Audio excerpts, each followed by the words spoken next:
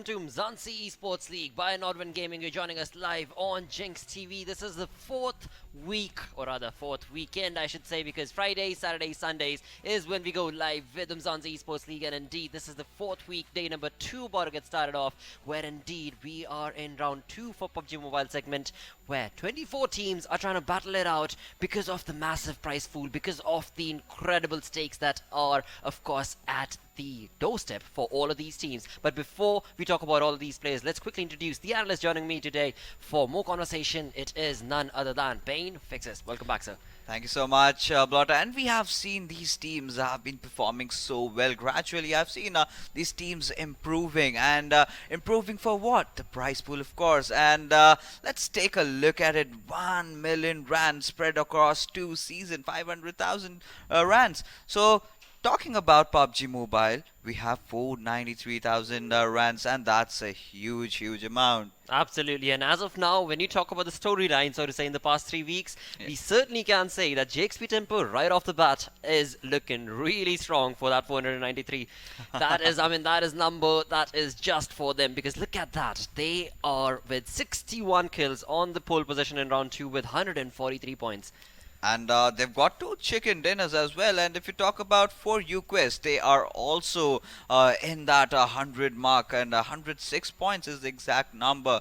Dark Dragons also trying really hard to get in there and compete and also cross that 100 mark, because a lot of teams really want to be where DaXpt Temper is. But this is just the second round, and as we go down, and we will see for the other teams that are playing that really need to step it up. Absolutely. Today we look forward to Team Group A going against Group C, where teams are certainly looking forward to showcasing that dominance, because Group A, as of now, are creating a mark in that leaderboard, because we've got DaXpt Tempo on pole position, you've got For You Quest on second, and I mean, BBC's there, For You Quest is there, Rain Gaming. These are teams coming in all from Group A. So from Group C, if we talk about certain teams, they're certainly going to have to be House of Anubis, Dark Dragons. They hopefully will be able to make that mark today, make that dominating gameplay today. Yes, but these are the teams that have to be really careful. Talking about Rain Gaming, Citizens, Immortal, NF Unique, that is absolute shocker. They were so good in the first round, and Yes. look where they are. And same goes for Quiet Storm Esports. Like we have seen them getting all those placement points at least, and now they are also struggling. So today's days are going to be very important and crucial for all these teams. And let's take a look at the squads that will be playing today. Absolutely. Group A starting the bat off. It is, of course, going to be DaXpt Tempo, followed by BBC, For You Quest, Rain Gaming, Oxium Elite, Blink, Citizens Gaming, and Moolah 6. As of now, we have seen wonderful plays coming in from DaXpt Tempo, as always. For You Quest is not that far behind, which is also phenomenal for this team. BBC, yesterday they tried. They tried in game number 1. They were almost, rather, yeah, it was game number 1 where they were almost in the top 6 position holders, but eventually were not able to dominate against all the other opponents. But moving on to Group C, where we've of course got House of Anubis, Dark Dragons, Team Vibe, INV. I mean, these are names that we want to be able to see in that first page itself. Yeah, certainly these are the names, but I really want the rest also to step up. You know, TOC Arcane, Spaza Gaming, Nibble ODC. You should not be left away from the herd, and they will also have to join the top placement position. At least make sure that you are in the top 15 to cement yourself to go into the next round. Absolutely. I mean, talking about TOC right there, the tiers of, well, this is just something that I will talk about later after the game, because right now I do not want to be getting into any predictions. But let's quickly talk about the point structure, because there's no prediction right there. You know, for every single kill you will get that 1 point, and along with that, of course, Chicken Dinner provides you with 20 points. Second position holders get 14, and so as you move on down the scale, 3rd, 4th, 5th, 6th, 7th, 8th, 9th, 10th position holders respectively get 10, 8, 7, 6, 5, 4, 3, 2 points. Simple, easy. But again, it all does fall back on how many kills do you end up getting, mate. Yes, of course. This particular point distribution structure is to promote teams having more kills and give them a better position points. And like we said, the more number of kills that you have, the more chances that you will be on the top. So yes, you have to do something really simple. Take the circle, just shoot at everybody that you see, finish them off, get the chicken dinner, take home so much money that yes. you're gonna earn, like 493 493,000 million rands. In fact, 493,000 rands, if I'm not wrong. Yes. That will be divided Yes. amongst the teams. And yes, JXP Temper definitely being a strong contender for that. Absolutely. I mean, as of now, what we've seen from round 1 to round 2, the storyline has been wonderful indeed. Where, of course, if you talk about that same scale level gameplay, we can certainly point out JXP Tempo being at that first position holders. But on the other side, when you talk about 4UQuest, when you talk about House of Anubis, when you talk about a little bit about BBC perhaps along with that, because Yeah. these are teams that have genuinely showcased a big improvement from round 1 to round 2. But today, it is going to be a day for Group C to perhaps bring their numbers up. Yes, certainly Group C has to step it up. And amongst all the games that we have seen, we have analyzed, JXP Temper is the team that is ready for every kind of situation. And all the others also have to catch up with them. Absolutely. For that catching up, it is time to catch up with our casters and get into match number 1 itself, of course, for which it is time to throw to our casters who are none other than, of course, DK and Pachi. There we go. Thank you so much once again, guys. And yeah, Patchy, here we go, getting ready for the next day, pushing up into this match once again. And as the analyst said there, we are in for quite a performance here. Now, waiting to see what those teams are going to do. The ones that, of course, have placed a little bit lower down on the leaderboard. See whether or not they're going to start pushing up, or are they going to stay where they are? Yeah, I mean, this is a really difficult spot for a lot of these teams to get in because they need to get a lot of points on the board. And one of the things that I suppose could be a really big mental block for them right now is the fact that JXP Tempo are literally almost at 150 points, and they get to play again today and put some even more points on the board. They are 100% going to be breaking that 150 point marker, and they're going to be sailing right up there. It's going to be so difficult to catch them. And the reason for that is because even though they only have 2 chicken dinners, well, I say only, they have 2 chicken dinners, but the fact of the matter is, if you look at the point distribution between their placement points and their kill points, you'll see that not only are their kill points absolutely insane, it's just absolutely like right up there all the way. I think it's like 63 or something nuts. Their placement points are also really, really high. And compared to even one below them, the second place, their placement points are really high. And that is because they are so consistently in the top half of the lobby when they end off the matches. So they've really, really been putting in the work. They've really been getting the points in there. And it's going to be so difficult to sort of overtake them at this point. I don't think there's really a chance. Like maybe the second place can do something. But I mean, we've seen Temper do some, really, really great stuff. And even when they're down, they still end up getting a pretty decent placement. And it's, I mean, when that's happening and you can't knock them out early, like you really can't hope to overtake them. So at this point, most of the teams are just vying for the rest of the slots.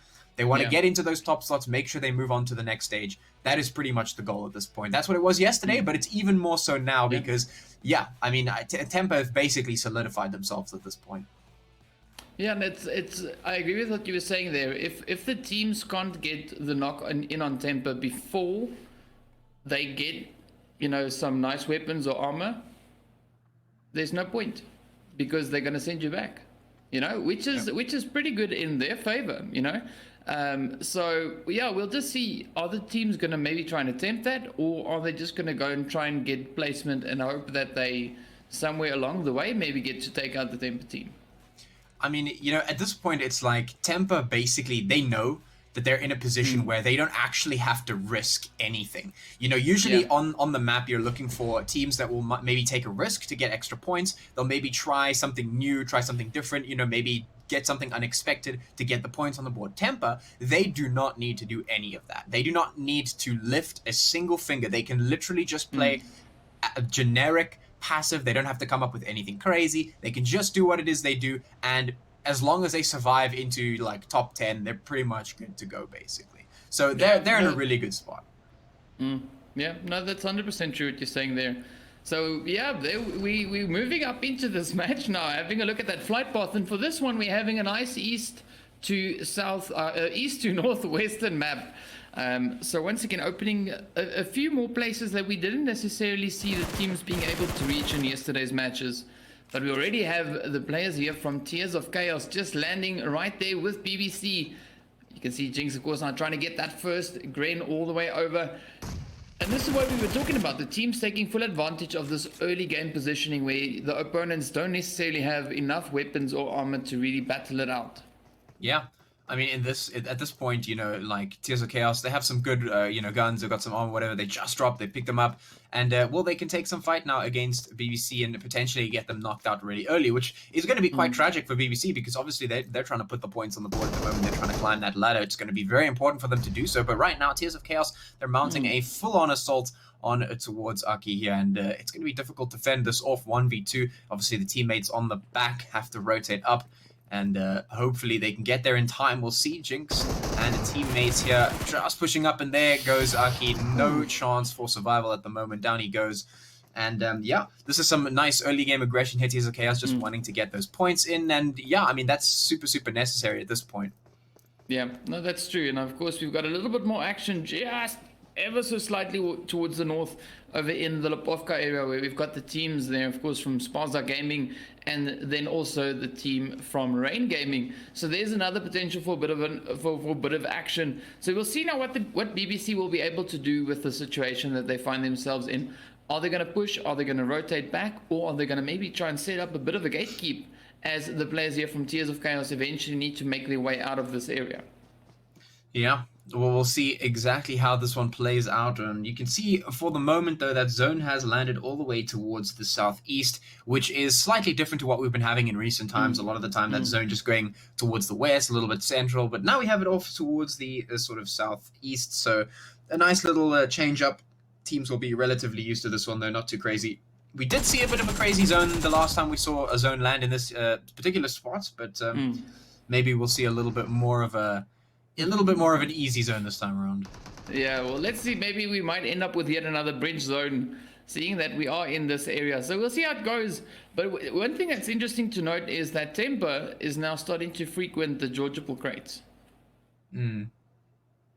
You know, because they used to frequent, the Pachinki area there at some point, and then they started changing it up. You know, they had that sense of unpredictability to them. But now they're changing it back over towards the crates. So I don't know if the other teams, watching this might maybe pick up on that. Yeah, I mean, if Temper keep going, then maybe they can get scouted out. Maybe some early fights and early aggression can be taken against them if you want to knock them out. Maybe take note of that. Who knows? We'll see if the teams do utilize it all. Although at this point, I think challenging Temper is going to be a daunting task at the least. Yeah. Yeah, well, in the meantime, while we wait rather to see what's going to happen, we see the players here from Spaza Gaming making their way around. We still have the team from Rain Gaming slowly but surely closing in on their position, and we're also seeing the team from Mula 6 or Mecha 6, whichever way you're on when you want to call it. They are now just situated on the western side, so we might maybe see that team start moving in right over in towards Lipovka, where we've got these two other teams busy battling it out for control of the area. Yeah, we've got a whole bunch of teams up here in this direction, lots of them just moving into one another, which is very interesting. They're congregating all around this area, which means we have a very early on like clustered fight, which is not very usual to see. A lot of the time you'll see teams sort of spread out in the beginning of the game. This one, they're just like, yeah, let's just go into Lipovka and we'll take some battles. Yeah. Well, there we go. Mr. Deity already getting hit. Chris has already been sent back to the lobby. We are now left with Staples and Berserk. So those are the two remaining players for the team there, of course, from Spaza Gaming. As you can see now, we've got Mecha 6, Mula 6, slowly but surely moving in from that northwestern position, closing up on that team. And now Rain Gaming, we've got them moving up from the south. So there might be a little bit of a fairly difficult sandwich for Spaza Gaming. Yeah, definitely is going to be a difficult spot to be in here. There's so much pressure on the different sides at the moment, so any sort of mistakes right now could be severely punished. And speaking of punish, BBC doing a little bit of punishment for some of that early aggression that we saw earlier on. Right now, we're still seeing these teams right here in Lipovka battling it out. Yeah, and they're closing in slowly but surely. Mr. Berserk now just sneaking it up, trying to snake his way up right there onto the side of them, trying to find that angle. We got a quick hit coming in with, I assume that it was Staples putting in those shots as Shade and Joker now just trying to rotate up. Up comes Berserk, puts a quick hit into Ash. Poison, and now the next one to move up, comes around the corner, gets the hit in on Berserk. Let's see, will Staples be able to clutch this? Will he be able to fend off the player? Poison getting a quick thirst there in on Berserk. There we go, Shade now going down. So Staples doing a bit of work there. Yeah. trying to put those hits in, and he knows that timing is working against him at this point because all the teams from either side are just closing in right now, and it's not going to be easy to either get out because either you have to fight your way out or you have to snake your way out, and either way, there's going to be two teams on either side just putting the lead in towards your direction. So it's going to be really difficult for him to escape this one.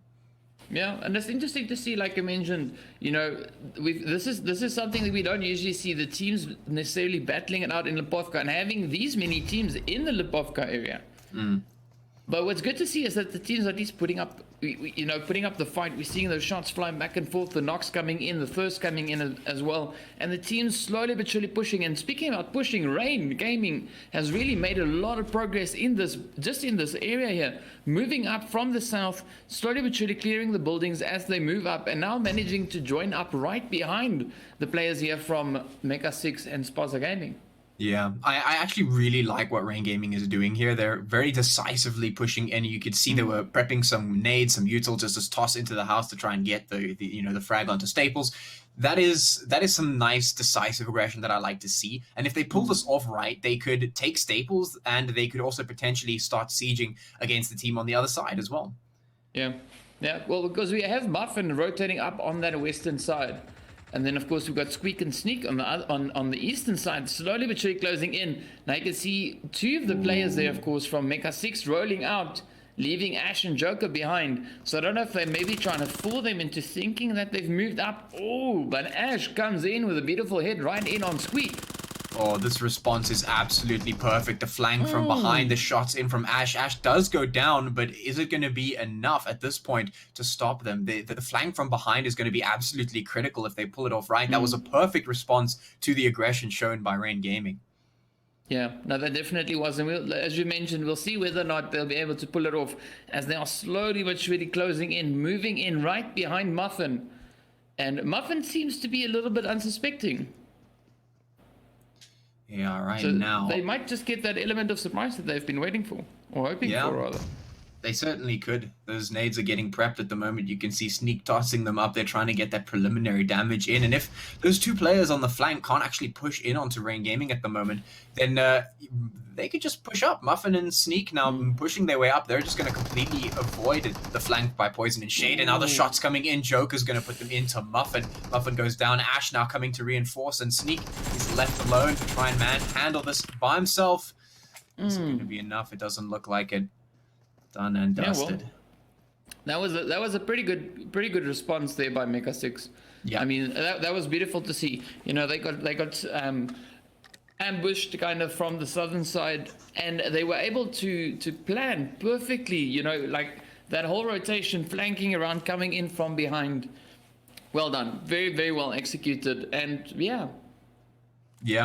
I mean, that whole rotation wasn't only just a flank from behind and put the pressure on, but also if, they decided to rotate out, if Muffin and Sneak decided to try and leave, they would be just, running face first into the flank from these guys here. So this is a really good response. Like in this situation, it was basically played pretty much perfectly. Like the pressure was on, they were getting pushed very, very decisively. So instead of putting up like a very solid defense in terms of like a wall, that would have been very brittle actually based on the way that they were being attacked. So instead they sort of gave way a little bit, pushed two of their players around from behind, and that allowed them to really put the pressure on in that position, force Rain Gaming to actually move forward into them, and then they just took the fight and won the battle. So a really nice fight there, and I want to see more of that. Yeah, but well done. And of course now moving up, as you can see, we see the team there from House of Anubis. They've now decided to rotate out from that military island, moving up just past INV. That hasn't been able to spot them just yet. And also now the players here from Oxy, they are making their rotation, heading around up in towards that zone, trying to find a good spot. They, of course, being the team that is all the way up in towards the north, as you can see on the map on screen there. And the remainder of the teams are all just converging in that central part of the zone. Yeah, this is something that we have seen every now and then from the teams here. They really like to just get quickly into that zone and just push towards the center. And that shows that the teams do acknowledge and respect that power of being inside the center, and a lot of the time, the fighting can turn into some serious chaos if you're defending the perimeter of the zone, especially if you're in sort of a chain and you're next to a team. Then it can get a little bit uncomfortable in that position, and trying to set yourself up in the center of the zone, getting yourself like a sort of bastion of defense going, and being able to then rotate into the next zone that gets chosen is a very powerful thing. And the teams seem to know that they like to get in here, they like to get up and close, and that allows for two things. They can either sit and defend themselves, or they can pick one of the isolated teams around them and try and maybe get a fight one-on-one, take them out and then maybe set themselves up once again. So it is interesting to see them getting in towards the center part of the zone, and they realize that if the zone does do some crazy stuff like it has before, then at least they'll be prepared for it. Yeah, no, it's great seeing that the teams prepping up in anticipation, or making that room regardless of what the zone is going to make, so they can of course then adjust accordingly. And there we've got the zone shifting up once again, heading all the way over towards that eastern side. So fortunately for the teams that we have in the zone, they are all already so close to zone. Yep. So we won't necessarily see what we saw in some of the previous rounds, some of the previous matches, where the teams are then setting up, that kind of a gatekeep on the edge, or rather on the perimeter of the zone.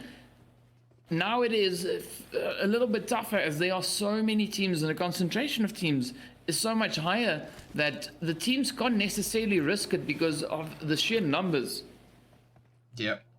Yeah, I mean, at this point, like you said, there's so many teams moving in. They really can't focus on trying to fight one another, because there's so many teams around them that if they do try and take a fight, as soon as they stop to take that fight, they're just going to get taken down by all of the surrounding teams. So instead, they're trying to make their way in as quickly as they can, putting themselves into the zone in a good spot, well, at best spot they can find, and hoping that they're in a good enough spot to be able to defend it for the next zone. And basically at this point, it's become a sort of game of, can we get into a spot? Can we set ourselves up safely? And then, maybe start putting some shots in towards other teams surrounding us.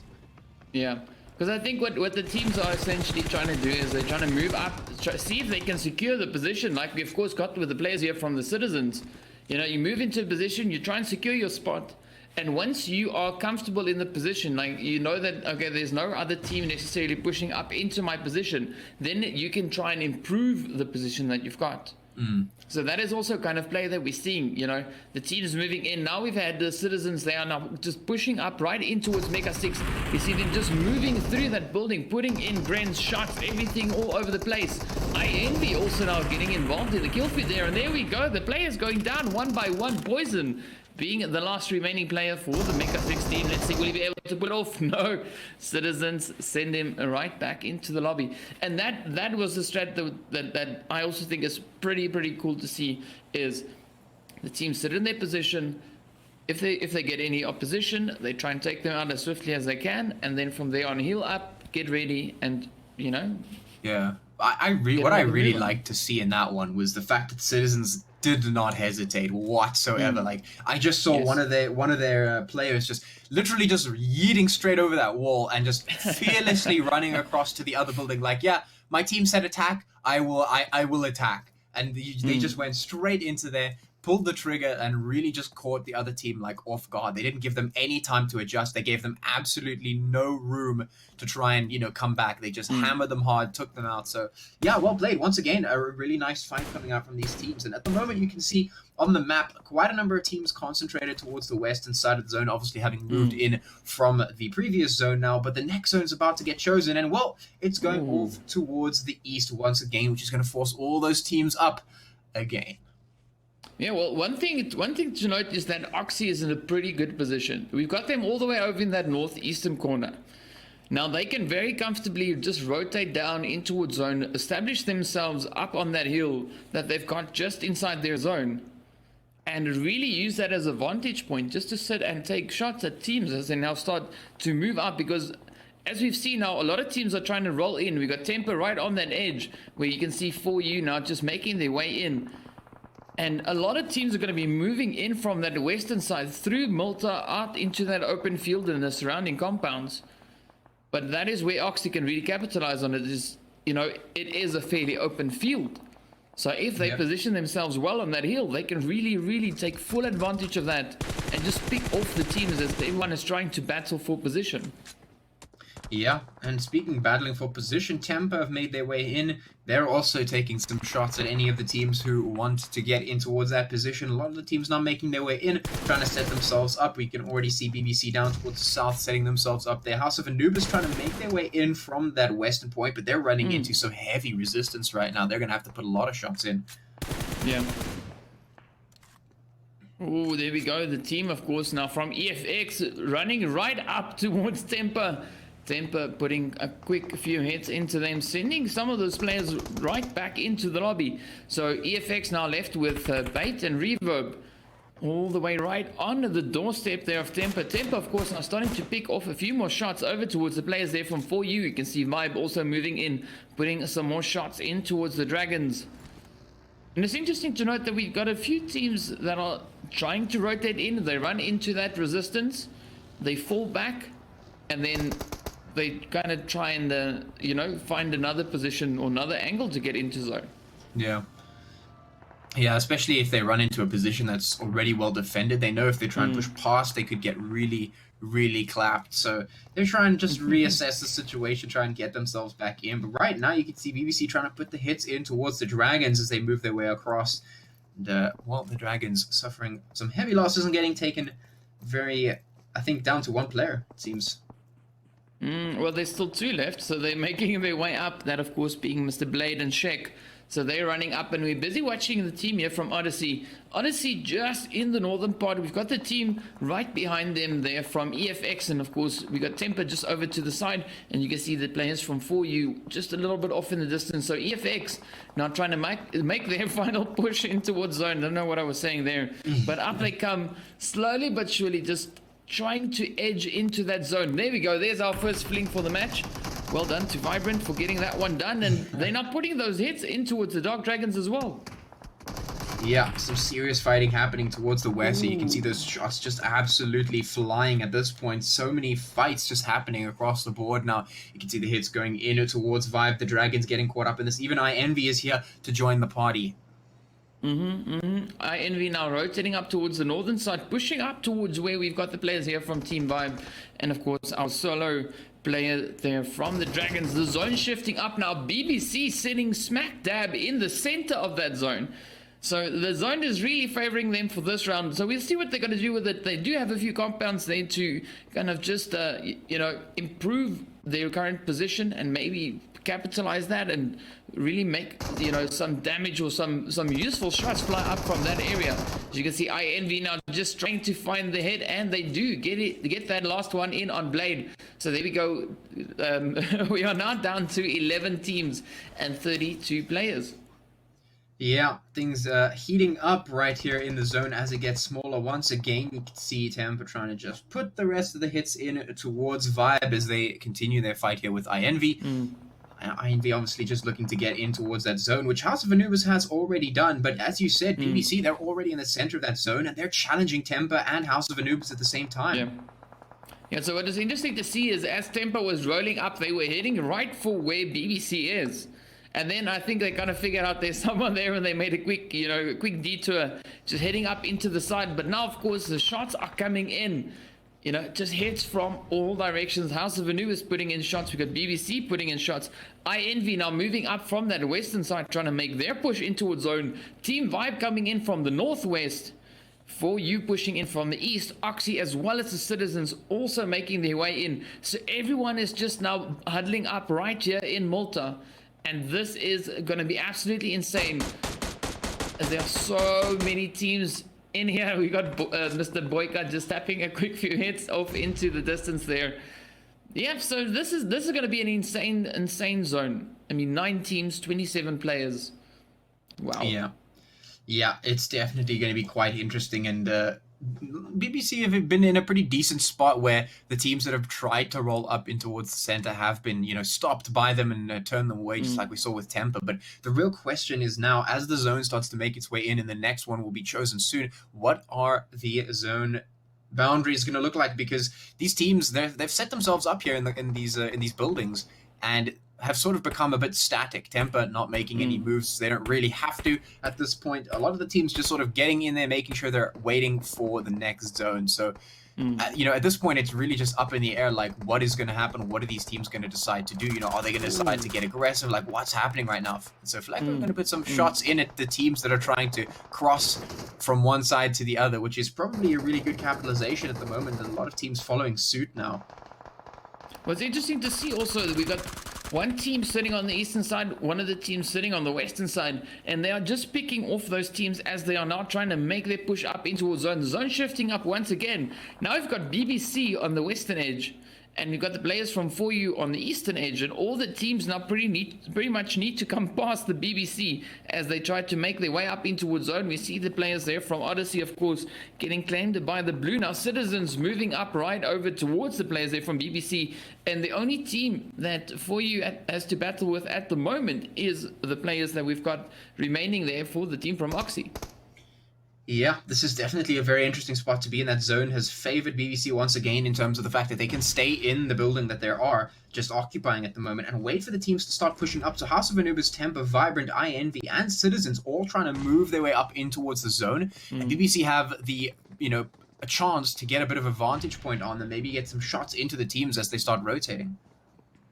Yeah, we'll see what they are able to do with the position that they're in, and how aggressively they're going to start making their way up in towards that zone now, as the shots and grins now just start flying off in all directions. We've got Temper moving in, putting a quick few hits in over towards the players there from Oxy. BBC still holding their position. They have not rotated up, but iEnvy now taking quite a bit of a beating there by the players from Vibe.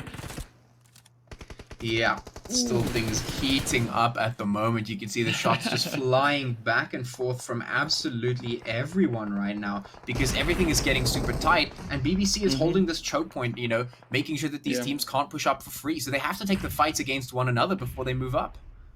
I mean, we're seeing some great grins going off in all directions, and Vibrant really doing a pretty good job here. They might have suffered one of the knocks, but they are pretty quick to react to that, and of course putting in those hits. And you can see iEnvy trying to find that angle on Temper now as they're trying to put a bit of damage in.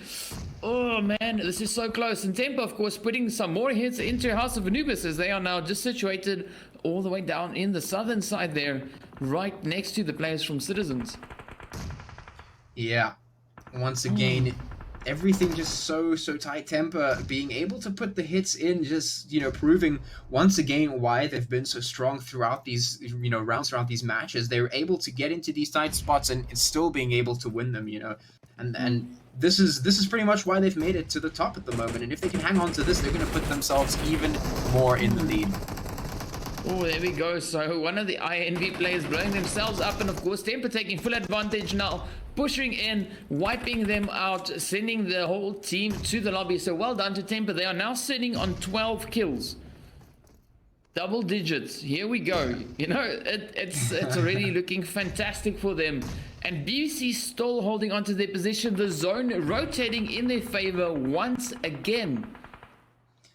Yeah, once again it is in their favor, but at this point Temper finally looking a little bit weak.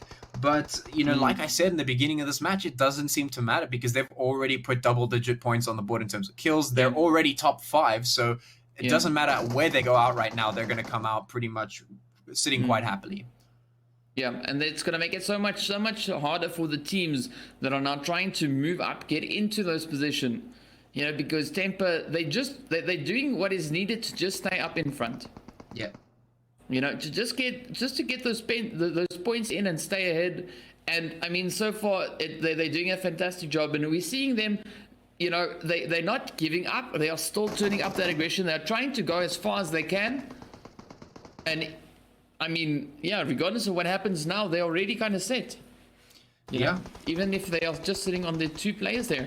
House of Anubis, of course, down and out. We've got just those 5 teams left. Vibrant closing in on BBC. You can see a few more grins now coming up there from the Citizens as they trying to put those hits into the team there from Temper.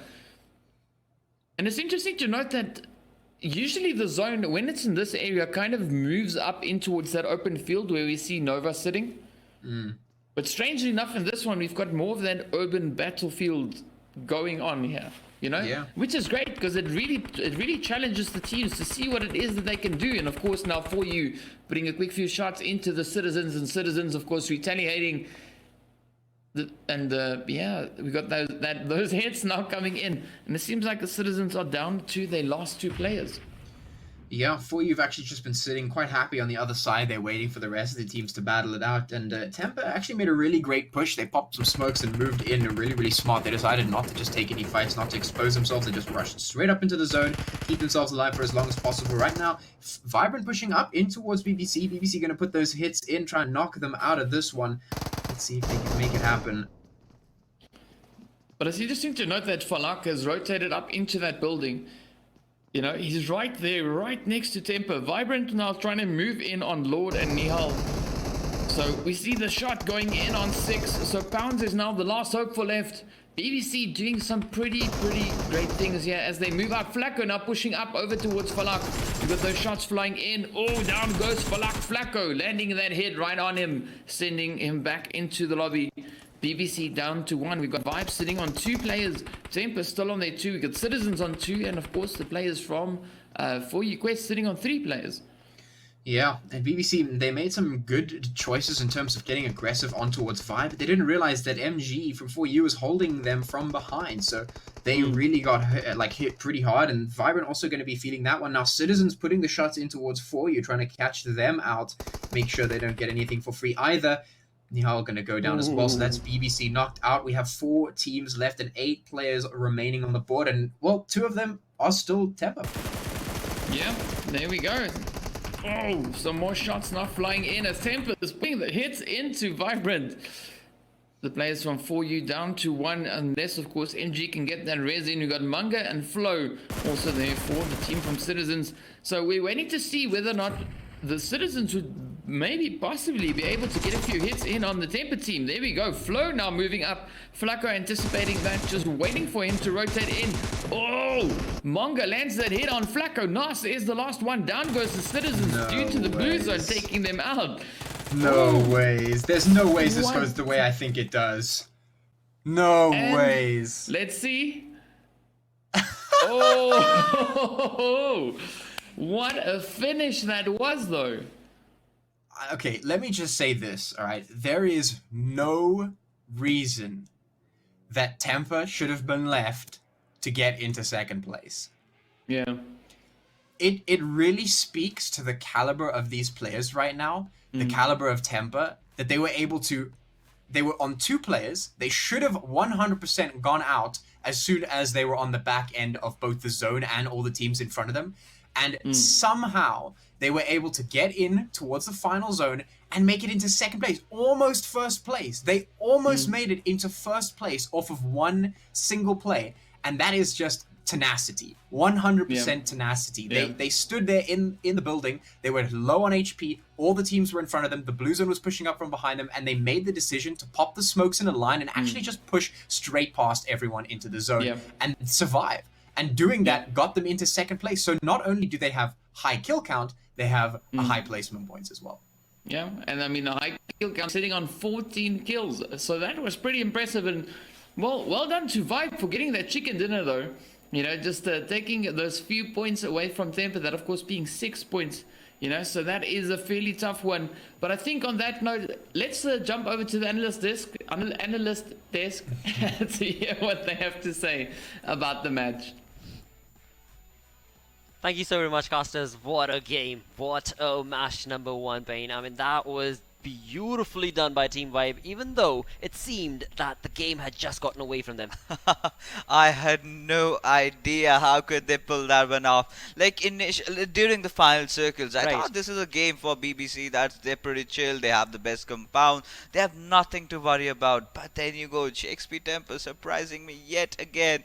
Those 2 players surviving till the end. I think that was Flacco and Mayo, if I'm not wrong, who were surviving solo. 14 kills. But Team Vibe, out of the blue, they were just not even there, and in the last moment they found out the last 2 players and just killed them off. And XP Temper really did take a beating over there.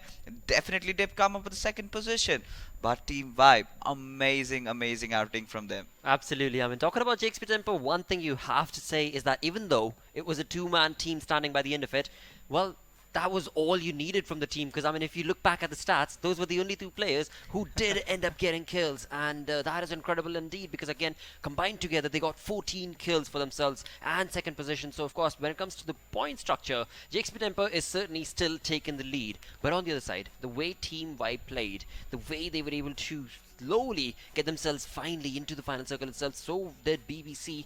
That means that, yes, Group C certainly has the dominating streak. I mean, right now, Team Vibe coming in from Group C, wonderful play, but what more can we expect? Because after all, Dark Dragons are from there, House of Khan is from there, and Anubis, my apologies, and that is going to be something that we have to look forward to in match 2 as to how are these teams going to be doing. Yeah, certainly. Team Vibe really needed to step it up, and they have done it in style. I mean, snatching the chicken dinner right out of JXP Temper. But yeah, JXP Temper must be pretty chill as well, because they know they've got those kills, they've got the position points, they're already on top, and presumably they've also qualified for the next round. So they're just playing their hearts out, just having another good day of PUBG Mobile. But this was one good game and a very important game for Team Vibe. Absolutely, and on the other side, another team to point out will probably be For You Quest. Yeah. Again, a two-man team standing by the end of it and on the edge of that circle, trying to slowly and steadily creep in. But if they were able to creep in or not does not matter, because what they were able to do is create a lot of distractions for all the other teams, and that was beautiful to see again. Absolutely, absolutely. The only problem was that they were right wide in the open, Yes. and they could be spotted. But let's take a look at the game standings as to see where these teams stand after game number 1. JXP Temper, despite the fact that they came second, courtesy to those 14 kills, now they sit at 28 points. Again, placing Wow. first. Wow. I mean, they did not get the chicken dinner, of course, because that is clearly evident by the placement points given to them. That is 14 indeed, but alongside that is the number that one needs to be focusing on as you look at 14 kills coming in from JXP Temper. But on the other note, you've got Citizens Gaming, a three-man squad, a three-man team, getting all the way into the top 3.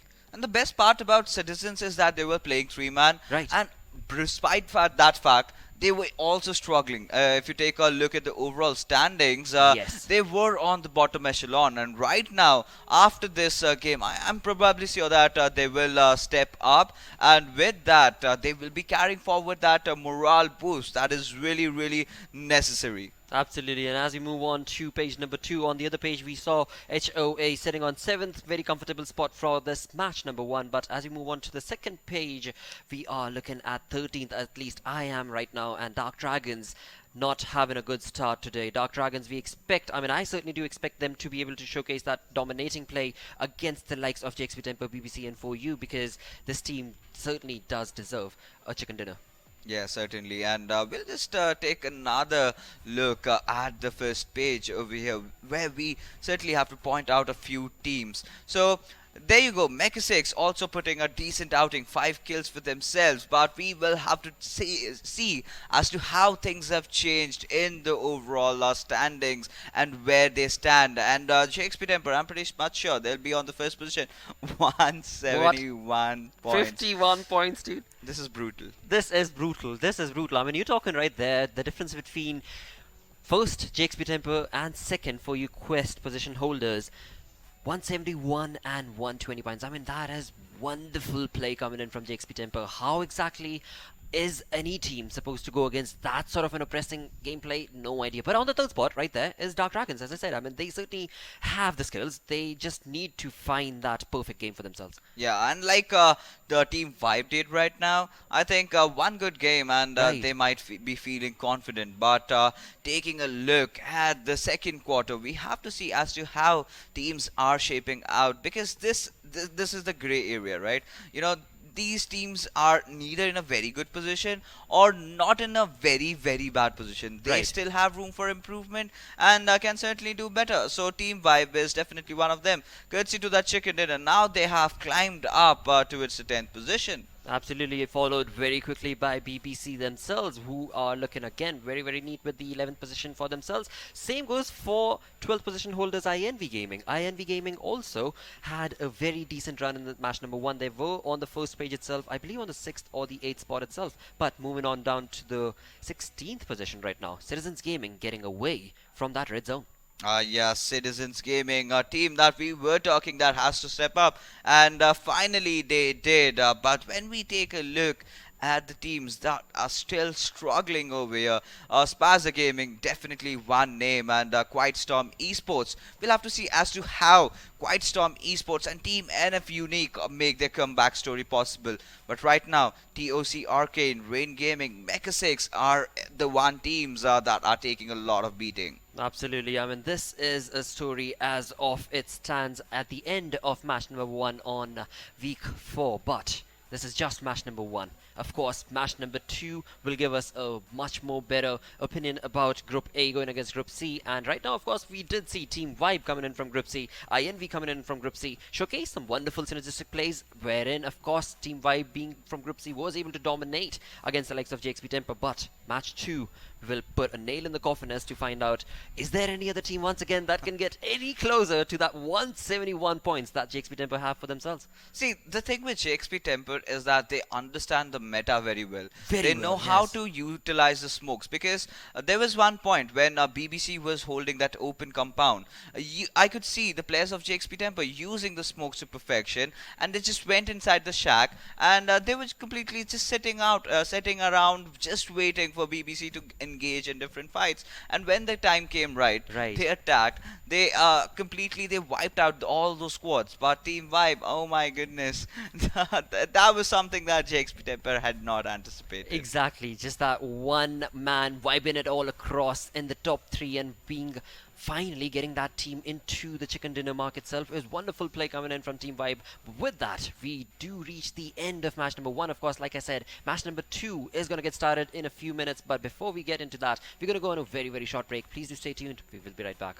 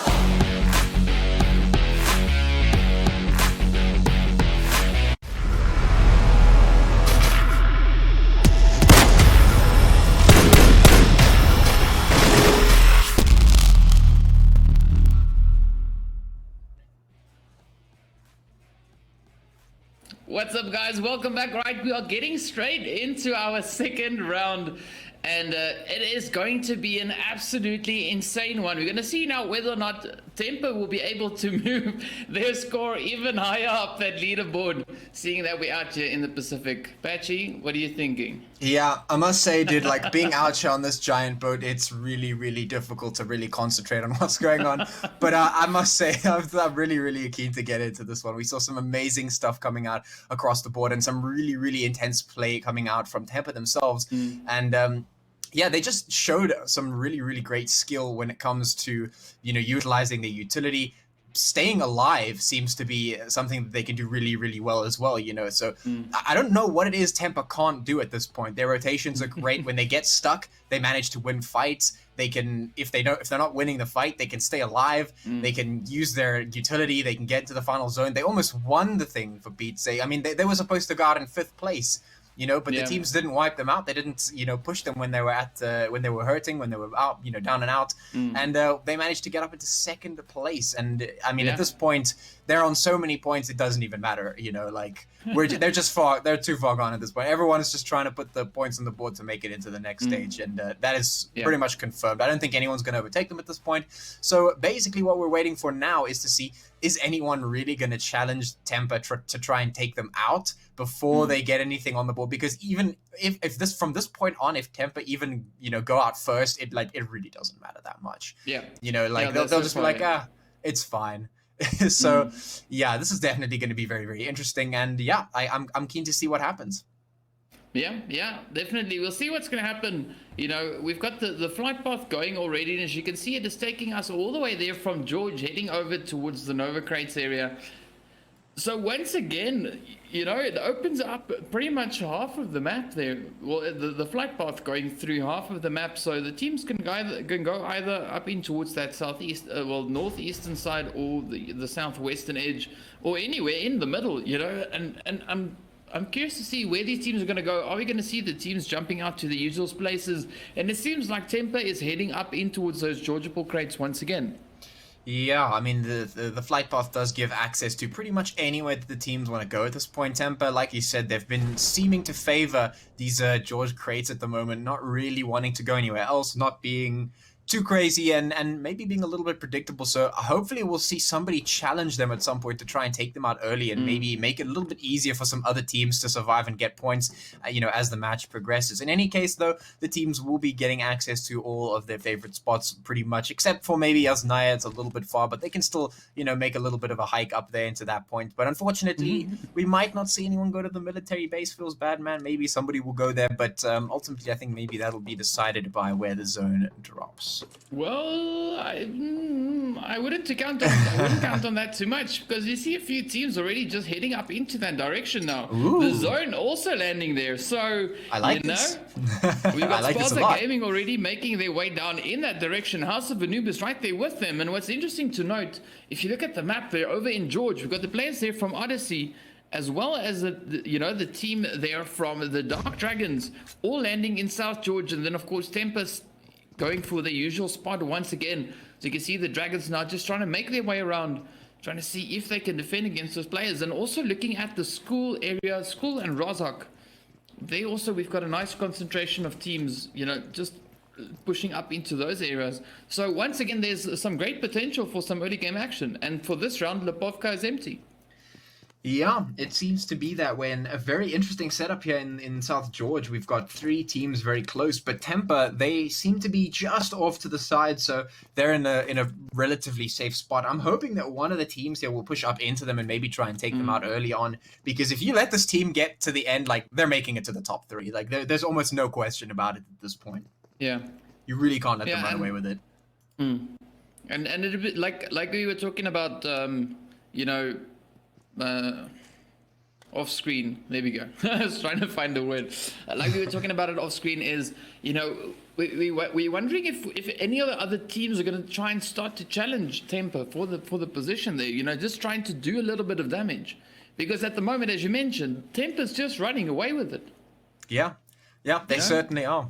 And that sort of needs to be stopped at this point. If you really we were talking about early fights and how that can really change the outcome of the game. You knock Temper out early, you change the entire outcome of everything that's going to happen from beginning to end. Yeah, no, that is definitely true, and it doesn't really look like we've got any potential for that just yet. But in the meantime, we've got the players here from INV. They, of course, right there with the team from Rain Gaming, right in Malta. We've got the team from BBC over towards their east. Well, that is one of the Rain Gaming players, Mr. Quickscope, that has moved. Well, he dropped over here, and the remainder of the team went all the way up in towards Lipovka. And we're looking at INV. They're pretty comfortable in their spot here. Not really any team there to challenge them aside from Mr. Quickscope. And the only areas where I see, any potential is, of course, the one that we're watching on screen at the moment between the Dark Dragons and Odyssey. Yeah, and maybe you will see them fight, maybe not. There's still a chance to rotate out right now. There's no big pressure. Right now, actually, a couple of shots going to be taken by Vibe, just putting them in. But, yeah, it's a decent spread around the map. That zone, of course, all the way down in the southeast is going to be very interesting because that has a lot of the military base in it as well as that main island. Yeah, I mean, that was a pretty good push there by Shay, just running up to the edge of that wall, just taking down Gunner. I mean, a pretty good finish there. Vibrant, of course, now down to their last 3. And I don't think we'll see any shots just yet, but the remainder of the team not too far away. They, of course, now slowly but surely rotating up towards the players here that we've got for Mecha 6. As you can see, Mr. 6 on his way. Slowly but surely rotating up, just trying to find the angle on the side here. So we might see a little bit more action between the two teams, of course. Yeah, so we'll see if that does indeed happen right now. Vibe just trying to get their crosses in the right place, trying to find the hits. And, well, here's 6 just trying to put the hits in at the moment, trying to find that team, that Joker, going to be taking quite a bit of damage. But no one down just yet. But it's interesting to note how far the zone has shifted over towards that southeastern side. Yeah, we've got quite a bit of the zone actually on the water. So yeah. I'm wondering whether or not this zone is going to keep on shifting down into that area, whether or not it's going to shift maybe towards the south a little bit more, or even, even more towards the east, to include that whole Malta power plant area. Yeah, I mean, if it does keep moving in that direction, we're going to have a whole lot of water on our hands, which will be quite interesting. But I guess we've got the players from Tears of Chaos here, as we've seen. They are pretty proficient with their boats. They like their boats. True. So yeah, there is some hope still left in this match. They're of course now situated all the way up in Yasnaya, so they're gonna have to travel quite some distance to get to a boat. Yeah. And, well, right now we've got a couple of teams getting pretty close and comfy with one another. INV getting up there with what looks like, I can't see who that is, it's Quickscope sitting up there, just watching the players from INV move past. And it looks like some of the teams are deciding to move down into the military base a little bit early on, which actually I like. Moving in towards that bridge area is a pretty good rotate, especially considering we've had some very wacky zones up in that specific area. And, well, it looks like INV want to get prepared for that one. They just want to put themselves in the right spot and just hope that...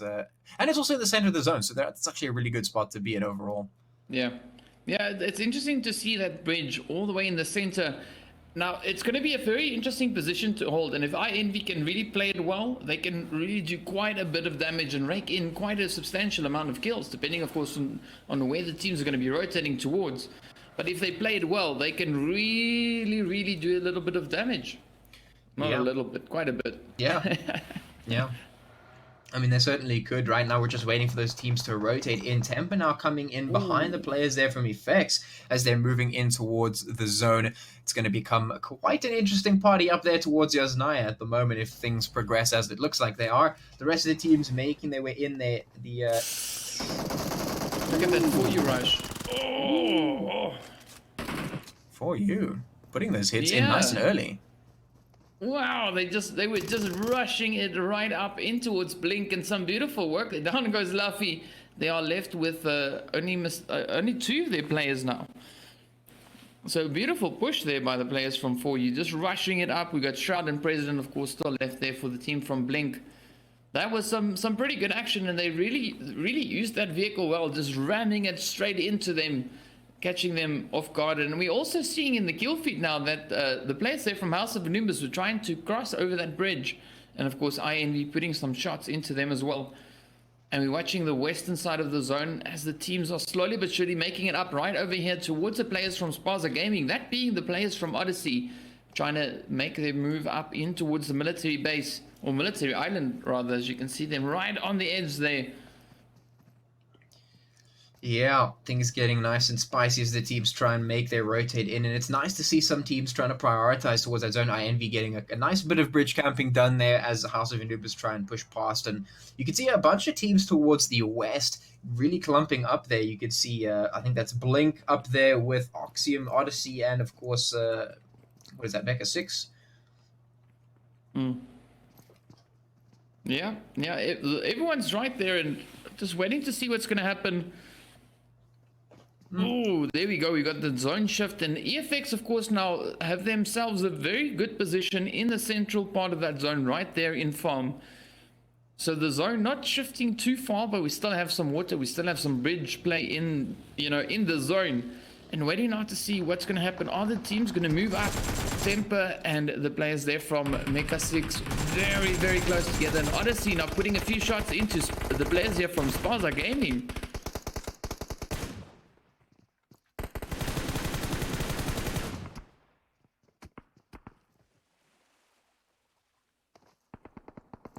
Oh.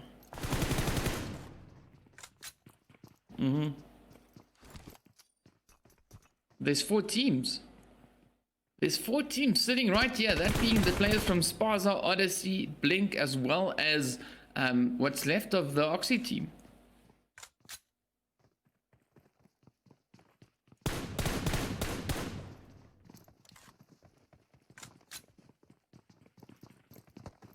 Oh, there we go. Odyssey now moving up, trying to get some more hits in. Oh, there we go. So Mecha 6, although sorry, Spaza Gaming just up ahead. Odyssey now deciding to rather rotate up towards the edge of that zone, making their push in. Off they go, leaving the players from Spaza right there. Oxy also just over towards the western side. No shots really flying up from them. And Blink also slowly but surely now making their push up in towards Pachinki, where we've got the Dark Dragons just sitting up in the northern side. But if we look at more of the central part of the zone, we've got the team there from Vibe, we've got Rain Gaming, we've got Temper, as well as the players from Mecha 6, all now converging in the area, or the region rather, very close there to Shelter. As you can see, House of Anubis now just about to get pushed there by the players from INV as they now try and move up. Boyka getting hit in the process. Helios landing some beautiful shots right there into them. And that, of course, being all the way over onto the military island. Maniac just moving in to finish it off. And just like that, the House of Anubis team gets sent right back into the lobby. And INV is now the last, well, the only team, rather, sitting on the Sosnovka military island. As you can see, looking at the remainder of that map, I mean, the teams are on the move.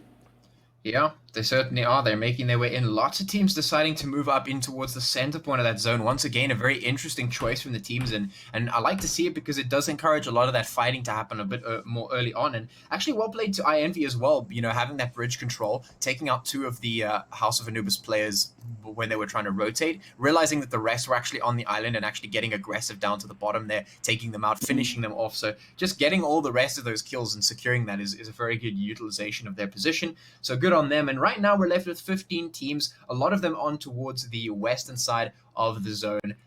You can see they took a little bit of the fight down there that we saw and moved on up towards that zone. And now they're all sitting inside, and we're going to see the next zone drop pretty soon.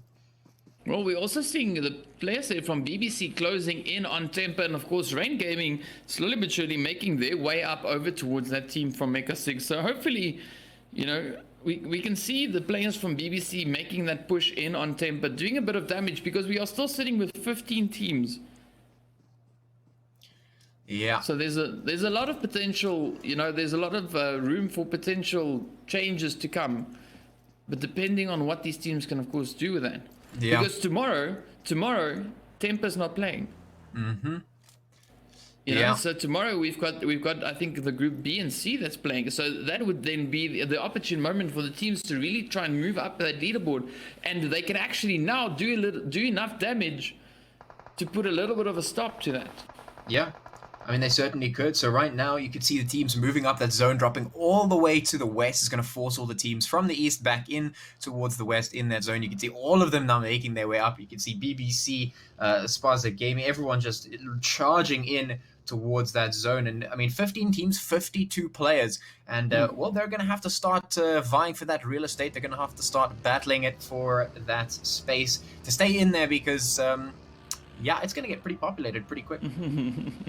Yeah, and we see the team from Noble Odyssey moving in on to that southwestern side. So they're positioning themselves all the way there at the bottom. We've got the players from Spaza Gaming just a little bit towards their north, as you can see. The players from Temple also now just rolling up through farm. BBC just ever so slightly up ahead of them. We see Tears of Chaos now rolling up just past the players there from EFX. So there's a lot of movement happening in the zone at the moment, and hopefully we'll see the teams pull up into some interesting positions and, of course, you know, do the needed work that they that they so badly need to do to get those positions to change. Yeah, absolutely. We'll see if that does indeed happen. A couple of teams on towards the east actually going to be fighting out. That is, of course, Ghost from Tears of Chaos, and then Vibe up to the north, Rain Gaming down to the south of that position. You can see here For You now taking some shots as well.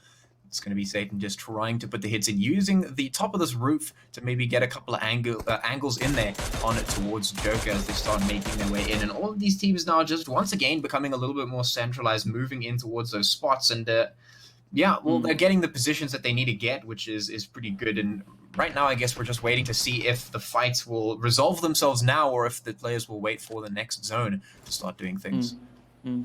Well, we definitely see the players here from 4U and Mecha 6 getting very, very close. And, of course, Tears of Chaos, as you can see on the map, they're not too far away. Tempo, of course, now slowly but surely moving up towards BBC. We got INV just over towards the southeastern side, Odyssey over towards the southwestern side. So if those teams start moving in towards that central position, we might see Tempo getting caught in a very, very interesting, very tough triangle. Yeah. That could certainly be the case for the moment, though. A couple of shots now heading off from For You once again as they try and just clamp down on some of the players ahead of them. That zone actually going to shift all the way down to the south, which is very interesting. That's going to mean that Tempa is still like in the little sandwich that we saw. They're going to either have to move up into the middle of the zone, which is open at the moment, or otherwise these teams are going to get very, very crowded because we still have 51 players on the board. Yeah, and it's crazy to think that the zone is that, you know, that we've only got a zone of that size and so many players still needing to move in. That northeastern side is going to be absolutely packed. And this is, of course, right here where you've got the players from 4U and the team from Mecha 6. So they could possibly be on the receiving end of all those teams that are now just moving in. That being Tears of Chaos, EFX, Citizens, Rain Gaming, Vibrant. Everyone just rolling in, as well as the Dark Dragons. And then also Blink are yet to make their way up in towards zone. Yeah, a lot of players still need to get themselves secured into this point. And like you said, that northeast portion of the zone looking very, very stacked at the moment. All these teams moving their way up, and you can see Dragons making their way around. Some explosions happening as Tempa put the shots in. Rain Gaming feeling the heat on that one as they try and move past so many teams here. Citizens now moving their way up, also taking some serious fights there. Explosions all across the board. Oh, man. Yeah, that is always a tough one. And then, of course, the players from Spaza Gaming finishing them off, sending that team right back into the lobby. You can see 4U now taking a few hits in the process. Also, we have EFX closing up on the Dark Dragons. You can see them moving in bit by bit. Blade landing a quick hit there on Sully. They are now down to Reverb, and Mr. Mercury and shots still ringing all the way around. Ooh, shots in fact happening all over the map. As you can see, the players from Tempa raking in some more kills. Yeah, that is just capitalizing on some exposed players there. Now, Vibrant left on one single player sitting right in the center of the map, and that's not a great position to be in as a solo player because you've got so many teams around you. You could just get picked off from any side, and you can't watch in a 360-degree angle all the time. So it's going to be a difficult one to try and keep himself safe in that one. And so many teams now stacked to the north and the south. It's going to be hard. Yeah, and we're still waiting, of course, for the players there from Oxy to make their way in. They're now, of course, just approaching, as you can see on the screen there, slowly approaching over towards the players that we see there from Spaza Gaming off in the distance. The Dragons still battling it out with the team here from EFX. There we have the map, and of course the players from Tears of Chaos are also still to make their push up in towards zone. Mecha 6 right there up with them on the receiving end, and if they played well, we could see a few shots from Tears of Chaos or Mecha 6, of course, flying, across between the two teams there. The Dragons now rushing up right over towards EFX. Mercury going down in the process. Let's see, will Reverb be able to get it? No, down he goes. The Dragons finishes it off, so EFX getting sent back into the lobby. 13 teams, 39 players remaining, so we've already said goodbye to 12 players. Yeah, in that short amount of time, so many players going out, and we're about to see a whole bunch more go out. There's some more shots now flying. You can see Rain Gaming put a couple in towards Temper, but still, yeah, I don't know, a couple of shots towards Temper isn't really enough to wipe them out. I mean, you need a whole lot more than a couple of shots to wipe these guys out, so they're still sitting happily there. BBC just up ahead of them. And that zone shifting to the north is going to force all those teams up in there. And there's so many more to just occupy the space. You can see on the west, tons of teams sitting in there need to make their way up. On the east, tons of teams need to make their way up. So once again, we're about to see a pretty populated zone. Yeah, and of course now we'll see which way around Temper's going to choose to rotate up into that zone. There is still a few options for them to make it up into that pod. But of course we have the players from BBC right there that could change things up a little bit. And then also we've got Odyssey and iEnvy now making their push up from below. Temper flying straight up in towards that zone, just trying to move into these little few shacks along the way. And this is a strat that we saw them use in the previous match as well. Move into a little, into a little shack, just hiding out in there, waiting for the teams to do the damage to each other. And then they just bounce, come out and put those hits in. Yeah, almost like a trapdoor spider tactic out here, just waiting for stuff to happen outside before they spring their trap. And speaking of springing their trap, you can see Odyssey trying to move in here. iEnvy going to get hit, and the rest of the team's just going to get absolutely clapped. Wow. No, that is insane. So one of the Oxy players getting taken out by the Dragons. We've got Oxy, Odyssey, as you mentioned, doing quite a bit of damage there as well. You can see that vehicle now being kind of slightly glitched in the smoke there, right into the wall. Mr. Six there from Vibe, still alive, also now applying the same kind of strat that we saw with Temper in the previous round, just hiding out in the shack. But Temper now trying to pick off a few hits over towards BBC. Yeah, and taking out a team like BBC will be quite helpful for Temper if they want to make it into the final zone. You want to wipe out some of those big players and make it a little bit easier for yourself. And I mean, if that's what we've seen from Temper, that's definitely been a theme. At the moment, though, Temper's still putting in those shots, knocking out some players from BBC, making it really difficult for them to exist here. Yeah, no, it is really, really challenging. And of course, we're also seeing in the guild feed, the Dark Dragons moving in on for you. And we also have the players there from Oxy and the remaining players from Blink battling it out. And Shroud managing to get that hit in, taking down the team there from Oxy with some assistance from the blue zone there. But Shroud now needs to move up, get into zone, seeing that all the other teams are there, but his path into zone is going to be a little bit of a challenging one, seeing that we've got Odyssey and Temper just lying in wait. Yeah, waiting for the right moment to strike. Right now we're left with 9 teams and 28 players remaining on the board. A lot of them concentrated up towards the north and south of the zones at the moment. You can see the Dragons up there with 4U. And, well, Tears of Chaos now getting hit from the sides as well. 4U putting those shots in. Odyssey trying to take the fight as well. Blink going to be taken down there. And 6 from Vibrant still actually alive, but that zone now moving off towards the east. Going to make things difficult for these teams to push in and rotate. Yeah, and then we go Temper with an early rotation once again, just moving up onto the side. You can see 4U trying to land those hits on the Tears of Chaos players, and all the teams are slowly but surely making their way up. Flacco getting hit there by BBC. The Dragons, of course, still battling it out with the players here from 4U. And, well, if 4U plays this well, they can really do quite a considerable amount of damage, as the Dragons are caught in a fairly tough position. We're also looking at the players there from Mecha 6 now trying to make their way in. Boyka putting in some more hits over towards them. Poison and Joker getting caught behind that. Up comes the players there from Odyssey, just rushing in on Mr. Six there, sending him right back into the lobby. We are sitting with 7 teams and 21 players still remaining. And yeah, they are slowly but surely making their way up in towards zone. And the shots, of course, not stopping just yet. Ooh, some fancy vehicle tricks happening there as well, as the players now try and make it up in towards that zone. Because the MG just waiting there for Tears of Chaos, seeing if he can find that hit. Mr. Ghost, ooh, gets ghosted behind the tree. BBC sending him right back. Yeah, things are getting tighter and tighter. The Dragons now moving in towards those players there from 4U, who are trying to repel their attack at the moment. Odyssey right next to Temper with a good chance at taking Temper out if they work together with BBC to try and put those hits in. But we've seen Temper come out of worse, so definitely not expecting them to go down just yet. But right now we're going to see if 4U and the Dragons will take the fight, or if the Dragons look like they're trying to get some hits in, but can they make it work? Well, it's going to be quite a challenging one. It is Dan going up against NG, and there we have it. MG and Co sending them right back into the lobby. We are down to our 4 remaining teams. Temper being one of those 4 teams. Odyssey slowly but surely closing in on them.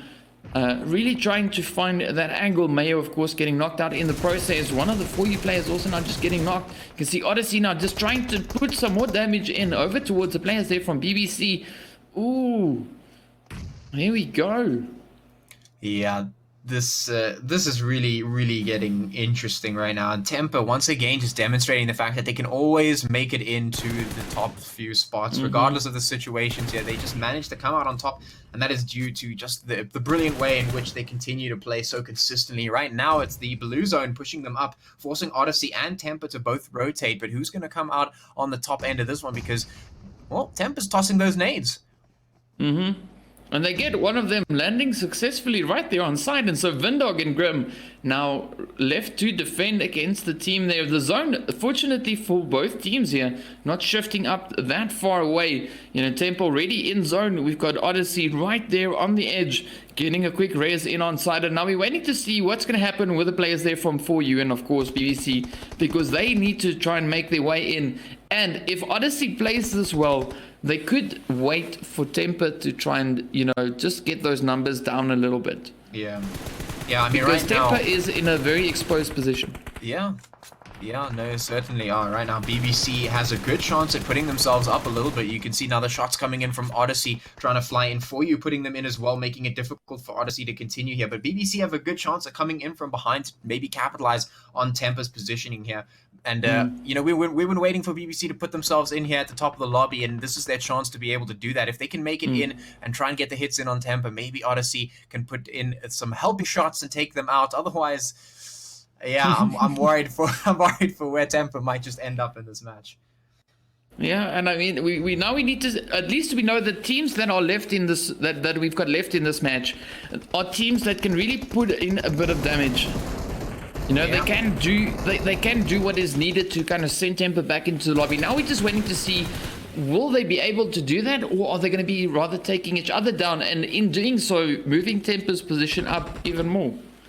Yeah, I mean, 4U taking some heavy hits from Odyssey, trying to wipe them out. BBC still sitting there in their position, waiting for that zone to push in Temper and make them a little bit uncomfortable. But right now, Odyssey needs to win that final fight against 4U. There it is, actually a perfect nade doing exactly that, as I'm saying it. So Odyssey finished that fight. It's now 3 teams remaining. It's Temper, BBC, and Odyssey. And basically, no matter what Temper does, they make it top 3. The question is, can the teams put the work in to stop Temper from getting that first place? Yeah. I mean, because there is quite a point difference. Yeah. You know, first place being 20 points, second place being 14 points, and third place 10 points. Yeah. So there's quite a difference in the points there. And I mean, the next team to leave will be the one that will be awarded those 10 points. And yeah, I'm hoping for Odyssey and BBC side that it's Temper that they get to send back. Yeah, I mean, it's basically, if Temper got first, they get 20. If they got third, it's 10. So you can cut their points gain in half right now at this moment, but it needs to happen now, because if they go out second, obviously, they get some free points. And if they go out first, well, then just you can kiss taking them over goodbye, because they'll just be so far ahead, it's ridiculous. Yeah, no, that's 100% true. So we'll see what's going to happen, how this final few zones will of course then unfold. We are on the 8th one, so I don't think there's much more to go with regards to the zone. BBC now putting those hits into Odyssey. Temper just slowly but surely and casually just sneaking up in towards zone, letting the other teams fight it out. Mayo now of course trying to rotate up. Oh boy. Down goes BBC. And oh no. Oh no. You know, this is just once again the team's just not really being able to pull the trigger when they need to, or capitalize on any of the situations that are before them. And it seems like no one really wants to take a fight against Tempa, and basically that just leaves Tempa to go, all right, well, if you don't want to create the situation around us, we'll just do it ourselves. Like, this looks cool, we'll go in here, we'll take the fight here, we'll take the shots on these guys here. That looks cool. But one thing that I've also realized, right, is so Tempa has a lot of luck in their favor.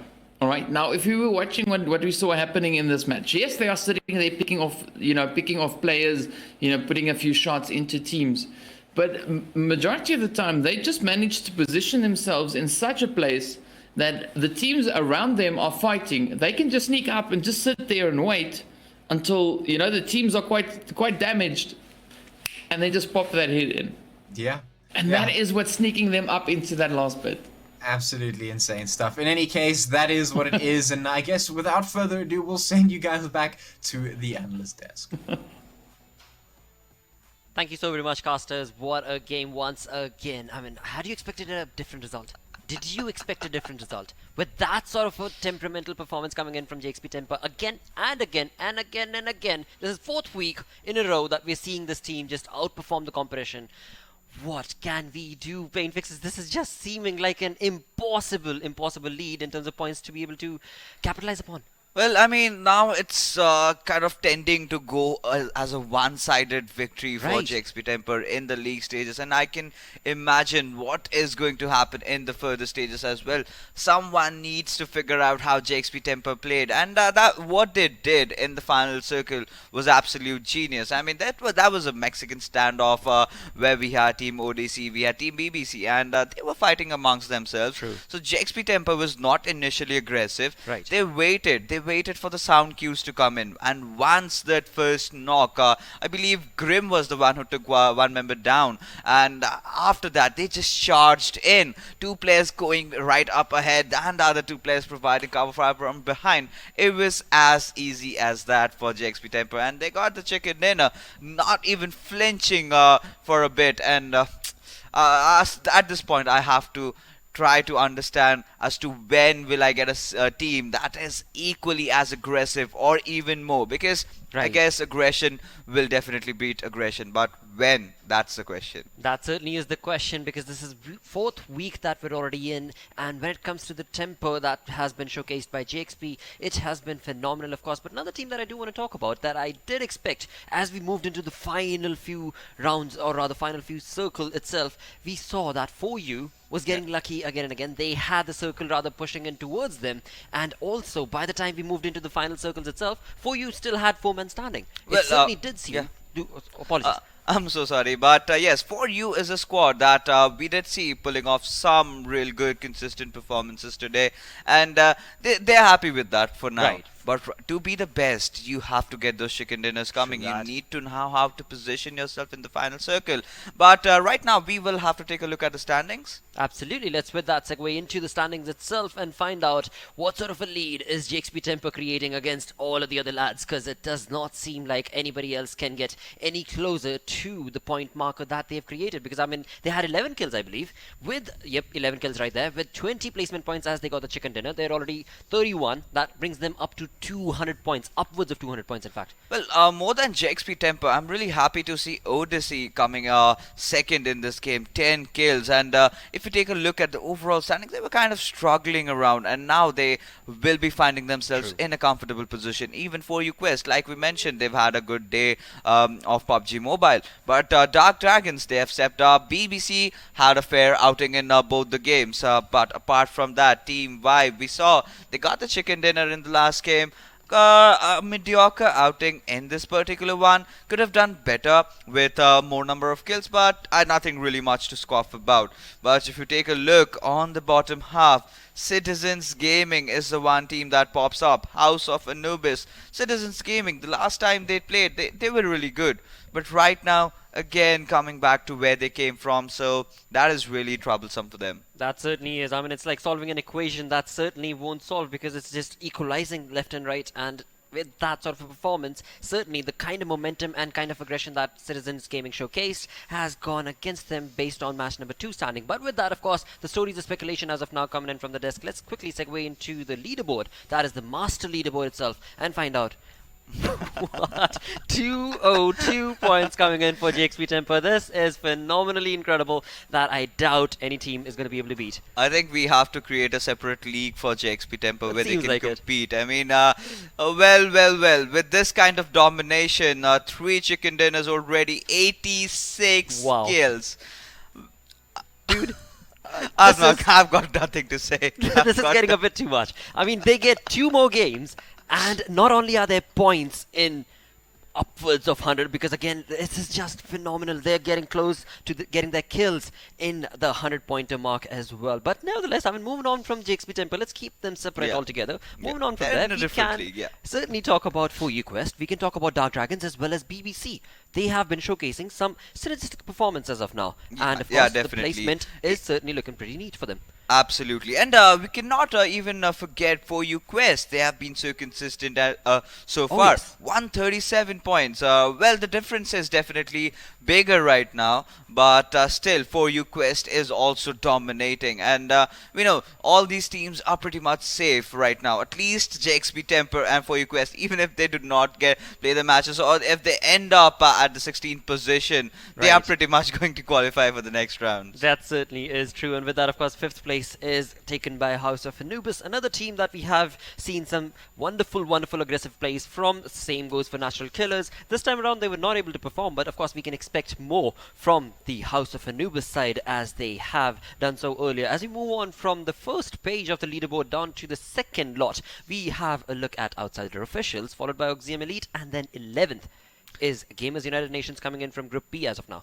Gamers United Nation played pretty well yesterday in the matches, but Nibble Odyssey finally curtsy to that second position and 10 kills. Now they look a little bit comfortable on 52 points on the 13th position. But right now, I'm really concerned about the other teams like Blink, EFX, Inkosi. Inkosi is kind of having those good days, Right. but on the rest of the days, they're kind of not really stepping it up. So this is a team that needs to wake up and give it their all, because the more you're trying to delay things, you can see at the bottom half of the echelon. Absolutely. With that, of course, talking about the bottom part itself, let's move into the bottom half of our leaderboard itself, where indeed the final 8 teams stand as of now.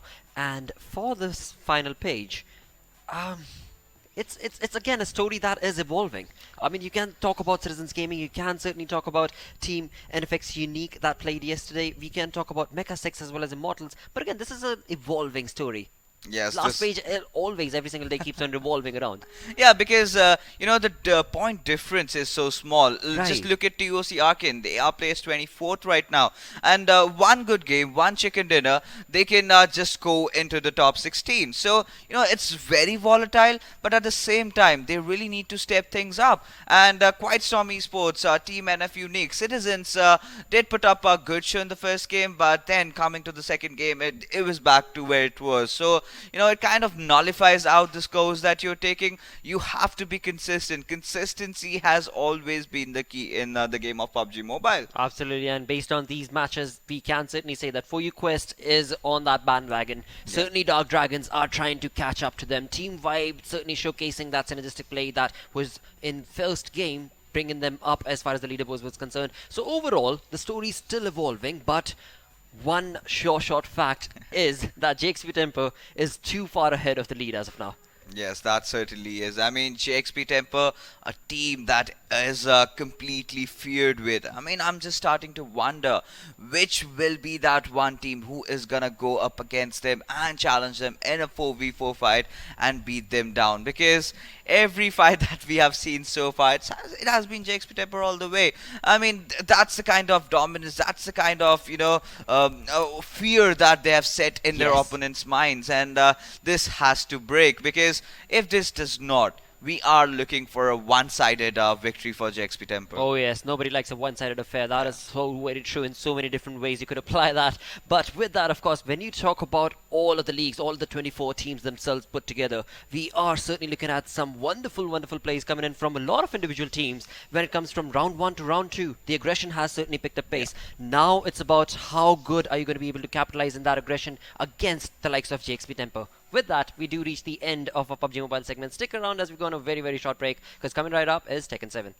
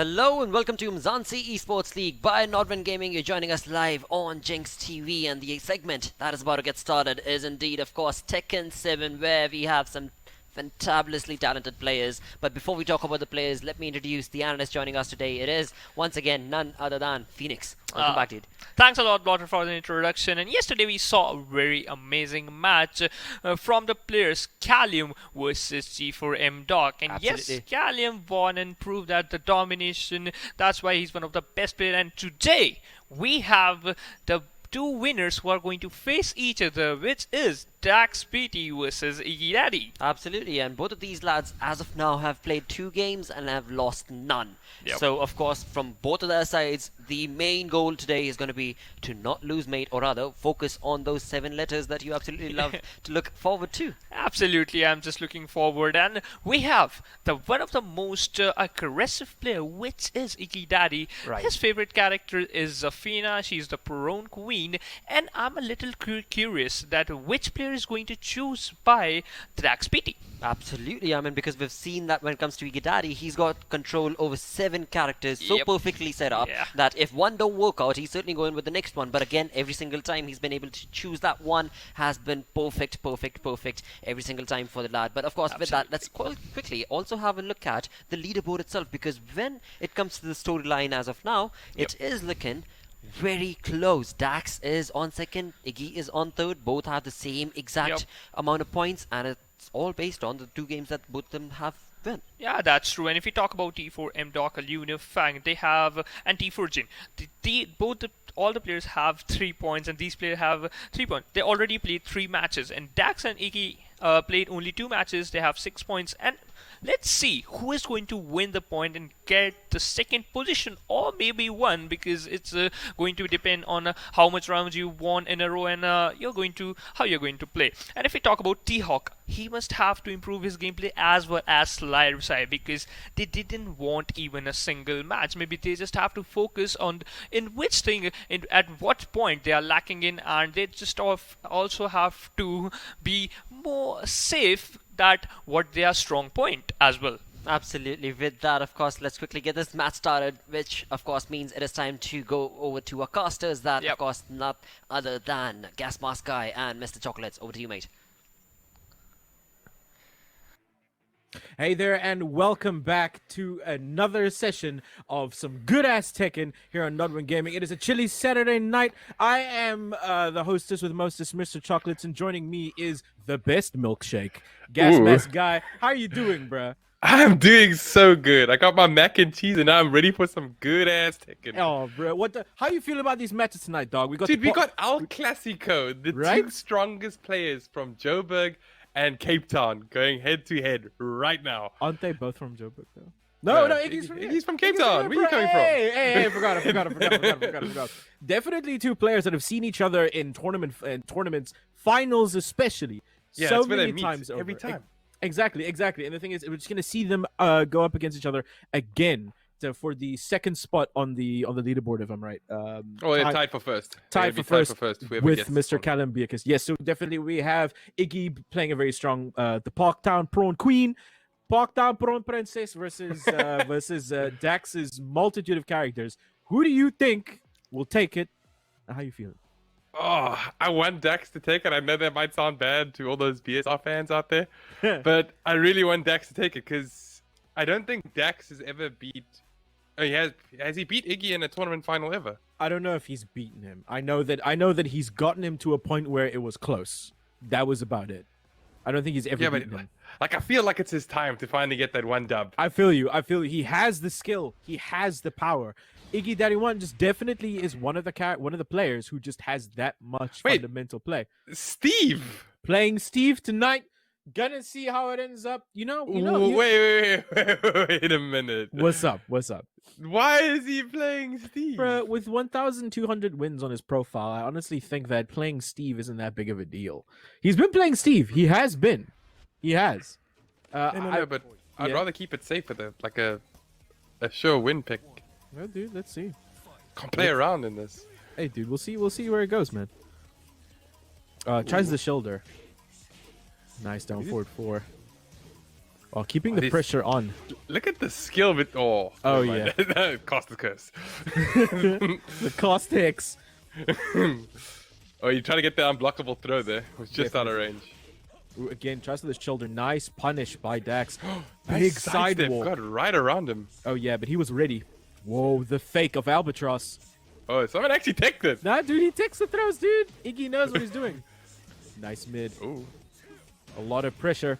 Oh, Oh, there's the grabs him, unblockable throw. grabs him through the armor. Very nice. Tries to the Oh, throw. running 3 to keep that Running- pressure against the wall there. Hey, my man. Oh, Oh. just really stuck with the pressure there. This Dax. is such a methodical game, not a single combo. Oh, All yeah, dude. pokes. Dax is doing so well. Nice while standing 4, but didn't really get a mark. Nice. Trying to get those plus frames. Definitely trying to poke as much as he can, playing towards Steve's strengths as Dude, one they of the literally. Oh, this is so amazing because they're literally playing off their plus frames. That's it. Oh yeah. Oh Nothing unsafe. Now Very this is nice. high level Tekken right yeah. here. Super high level. Tried for a social distancing kick, but didn't really get anywhere. Nice mid out of Albatross. Oh, big big crash. launch! There we go. Puts That's us the into- first combo in 2 rounds. first combo in 2 rounds. Iggy Daddy 1 looking swank with his Steve. Nice. Goes with the tries to the mid. Oh, but Jin's down forward one can hit so low. It can, but like I feel like Dax is not really having the best time. Iggy Daddy 1 is beating him in terms of pokes. Oh, what? How? Did he just figure out something? I think he was able to with the big side step. Everything's hitting. Nice. Oh, but this also hits every single time for some Comes reason. with the throw. Goes to the what is that? Down 3. Ooh, tries the hell sweep. Tries the Didn't hell work. sweep. Oh, he does it hell twice! Sweep. Into the rage. Regret. He should have just did RA. Oh. He should have just did the rage on. He should have. Massive regret. 2 up to Iggy Daddy 1. Playing very well with Steve tonight. Nice low out of Zen stance. Ooh, down 3. Nice jab. That low option from Zen stance is so dangerous. It's a dangerous low option because even like it doesn't guarantee a combo or anything, but it does good damage.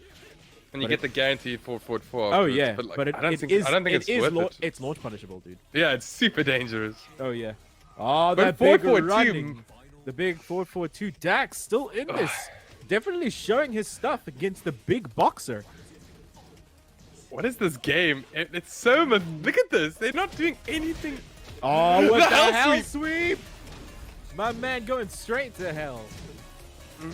Oh, tries all the mid pokes. The wall pressure. Oh wait, Oh. he countered it, but wasn't able to fully capitalize. Oh, tries the albatross. Double albatross into the low. Oh, He sucks denies the rage rage. time! Whoa. Where we going? Gets him with that quick jab. The quick jab. Definitely some high level Tekken out here tonight with What Dax. was that game? My mic fell over. What is actually going on? Sorry about that. My mic fell over. What I was saying is that those matches. Ooh, some good ass Tekken tonight. We got some high level stuff coming through. Definitely both of them playing some poke heavy characters, especially Iggy coming out with Steve. But what did you think about that, bro? What did you think about that? That is the most. That's overseas quality Tekken. That's literally. I know your character's frames. You know my character's frames. Oh yeah. I'm not going to do anything off the book. And the only time I'm ever going to capitalize on something is if you make a mistake. That's the thing. And I think that you can literally say there was 3 mistakes that whole game. Literally 3. Oh yeah. There's mostly. only 3. Mostly. The big thing here definitely is that I feel like Iggy had the advantage with pokes, playing a much more poke heavy character. Remember, Steve is a character where definitely plays much more on poking and counter hitting, whittling down defense until you are ready to break and then counter hit for massive damage. But Dax is not that quick to break. My man is And also, Jin can break that style so easily by just that's the going thing. like That's hell the thing. sweep. You think I'm Done. going to hell sweep? Hell sweep. Again. How many lows did you see? I can count them on my hand. There was 2 hell sweeps and a down That was 4 only 2 combos. and a down 4 and it's done. That's about all That's the literally the whole lows. game. That's about all That the was lows. legitimately the whole game. Literally just mids. Like just mid checking, keeping them in check, keeping both players in check. But we'll definitely see who Zaf. Calling it now. Zaf. It's out. It's a Zaf. you feel that? What? Sticking with Steve. Hello? Well. Okay. Let's look at this logically, right? The only time he would pick a character that he really wants to, like, if he only really wants to switch, he has to lose badly. He did not lose badly. No, he didn't. He actually nearly had He, that he game. It nearly, was he literally nearly one had foul it. sweep. He nearly had it. That's the thing. He made, like you said, there was like 3 mistakes made in that entire set, and like 2 of them was made by him. So I definitely feel like he can still do it. Nice down 4 to end the albatross. Oh, there's pokes though. Definitely. I just don't. This level is so intense. They're literally not giving it anything at all. Like, No, like if anytime they need space, it's for themselves. They're not giving each other any space, any room to breathe. A nice duck, but wasn't able to capitalize. Definitely just showing his mobility. dude, you can. Oh, the sidestep big. rage drive. Big damage. Off of one sidestep, Iggy31 was able to These save the rounds are round. literally lasting like My man. the full duration every single time. My man, this is exactly what Oh, we want. nice sidestep. Ooh, comes in with that big albatross mid. Nice. Oh, nice take. Nice tick. Oh, nice tick out by Iggy31. Both these players are awake. Oh, huge Big launch. launch. My man goes right underneath the highs. Oh, can't it? Doesn't 4-4-2 to finish that. Does a 4-4-2, decided to try and go for the low. Doesn't really get it, but nice side step for Iggy31 closing out the round. Like Hit I him with that said, back one. like That I PM back one right at the end. bruh, I told you, Iggy31 doesn't need to switch if he feels himself with this character. You know what I mean? I don't know if you noticed, Iggy actually just upped the tempo. He did. He's he playing did. a lot quicker now. He's playing quicker in order to out poke him. Oh, goes for the armor. There we go. There's the 4-4-2. He was That's so how you finish negative. the And string. That's no rub round.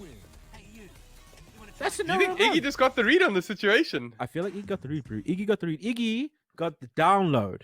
You know what I mean? He's got the fiber connection. That's a really quick download. That's Router? it. LAN cable. Done. My man has the download. Sorted. Download. One match. Downloaded. But this That's is only actually his. crazy though. It is. Like the level of these players are pretty insane right now. Both of them, like the last match was just adjustments the entire time. And then the final adjustment was made by Iggy now, and that seemed to be an adjustment that made him win the round. At least feel- against Dax's Jin. How does Gigas do against Steve? I don't even want to.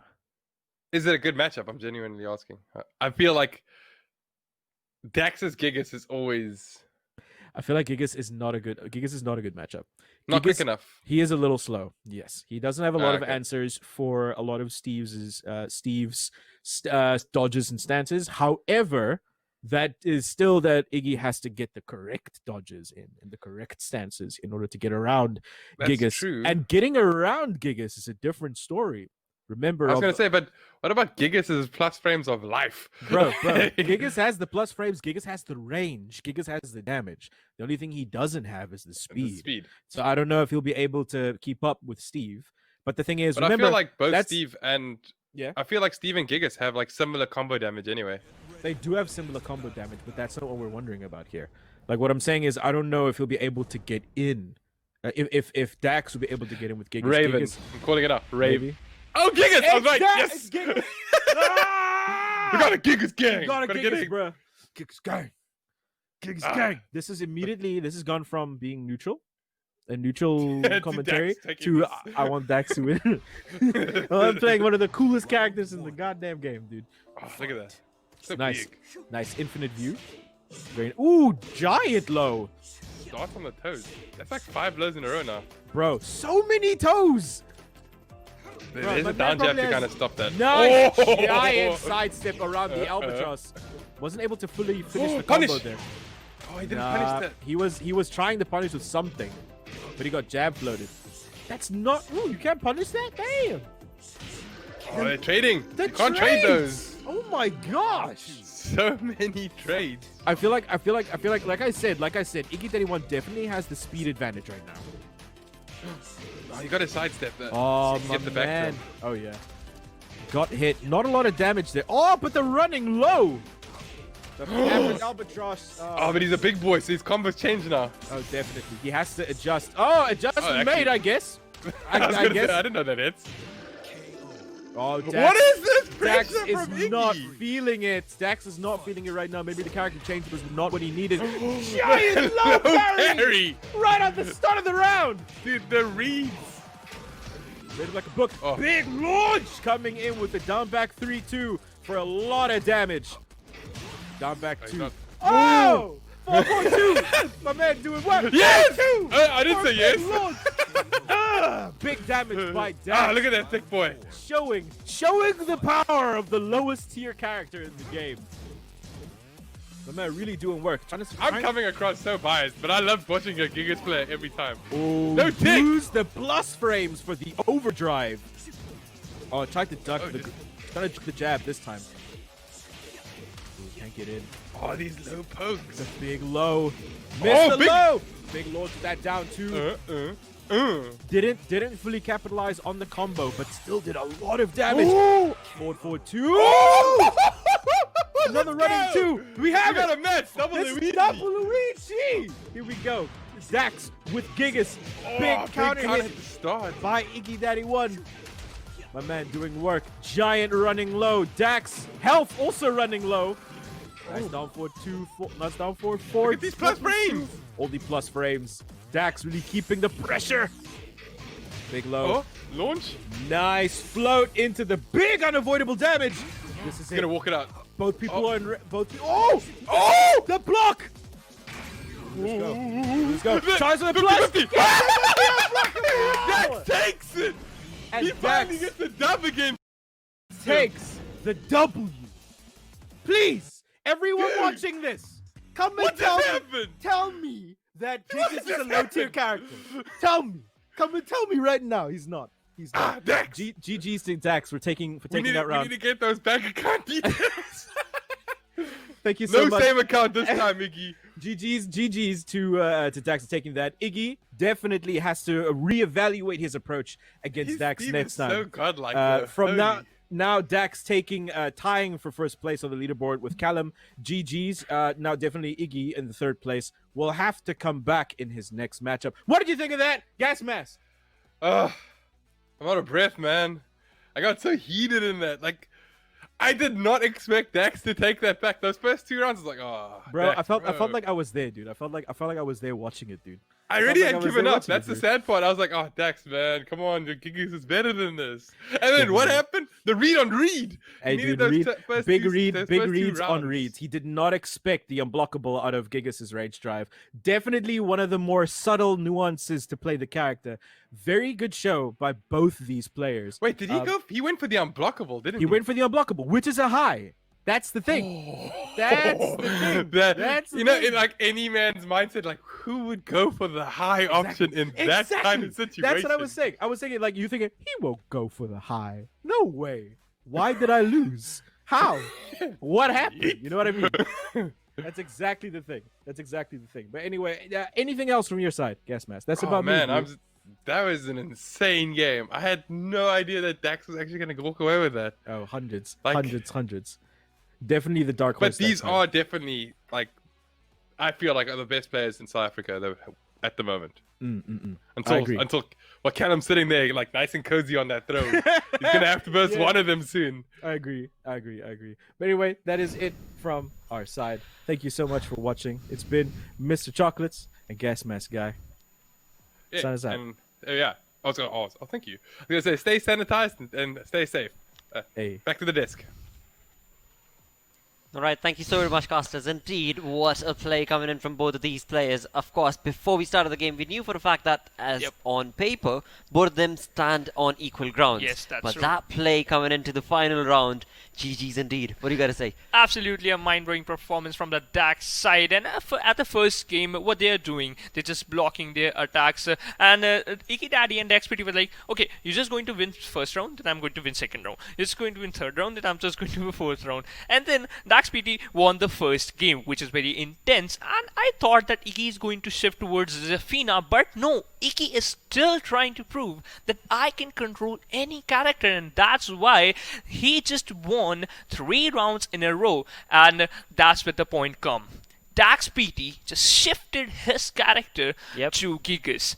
I thought that this is going to be bad for him because we all know that Gigas have the power, Gigas have the range, but he is quite slow. Right. And yes, I thought that first round, the both rounds won by in a row was by Iggy Daddy. He won a row. He won 2 rounds in a row. I'm True. a little speechless. And that moment I thought that, okay, this is a bad decision from DaXPT's side. But he proved this wrong.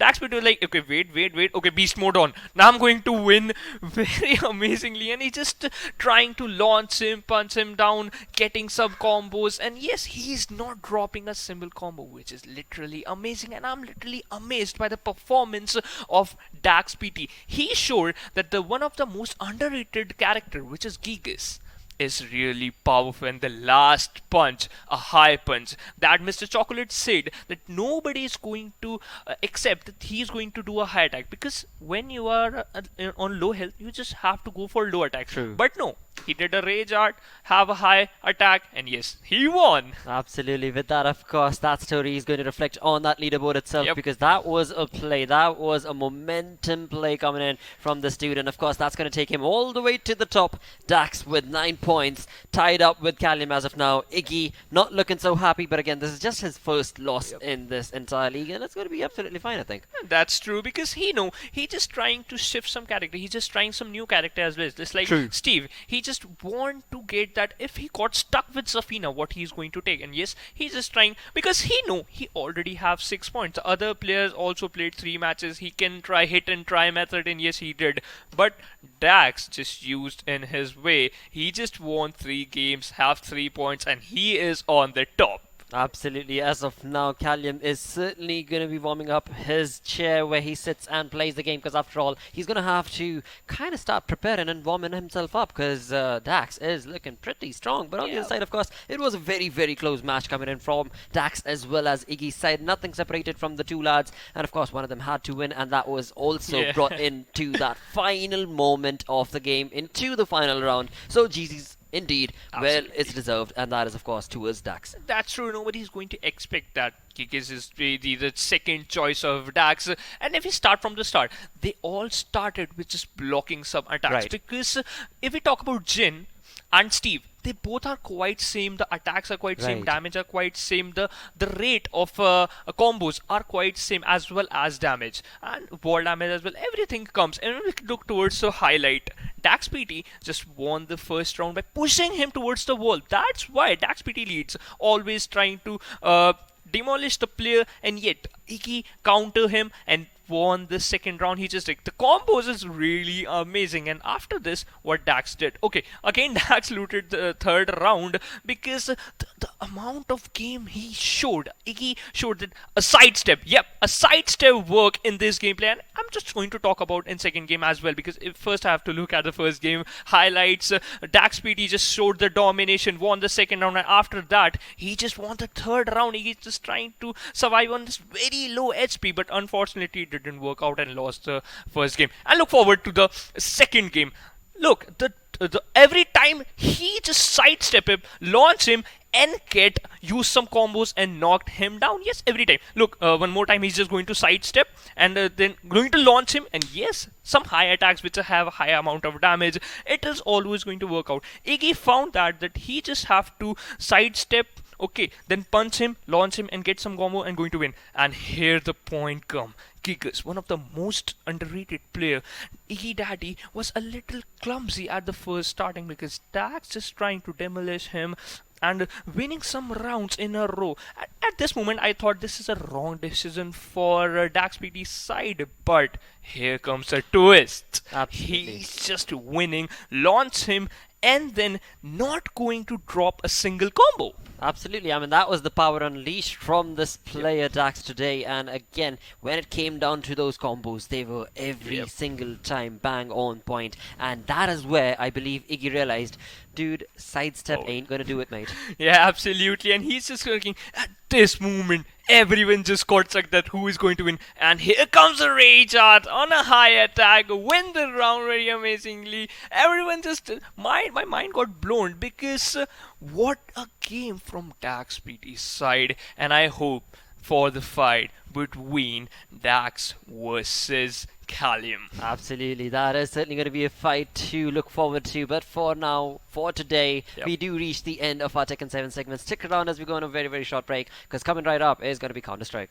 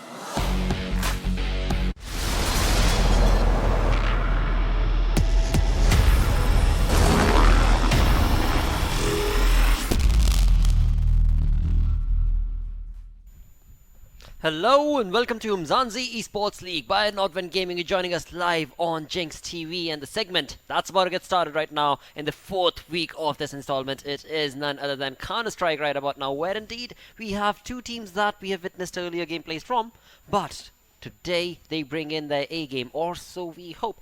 To talk more about this, it is none other than Super Johnny R. Analyst joining me on the Analyst Desk once again. Yeah, thank you for the warm welcome once again. And again, we have two exciting teams lined up for you guys, one of which is a really aggressive one. The other is yet to win their first match. I'm talking about Online Kingdom. They've played 2 games, have had both losses, so still looking to put that first victory on the leaderboard. On the other side, Djentlemen, every time we've seen them, they've had those fast-paced matches wherein they just showcase the sort of aggression they come in with. One time it worked out, other time it didn't, and they are going to be in a comfortable position.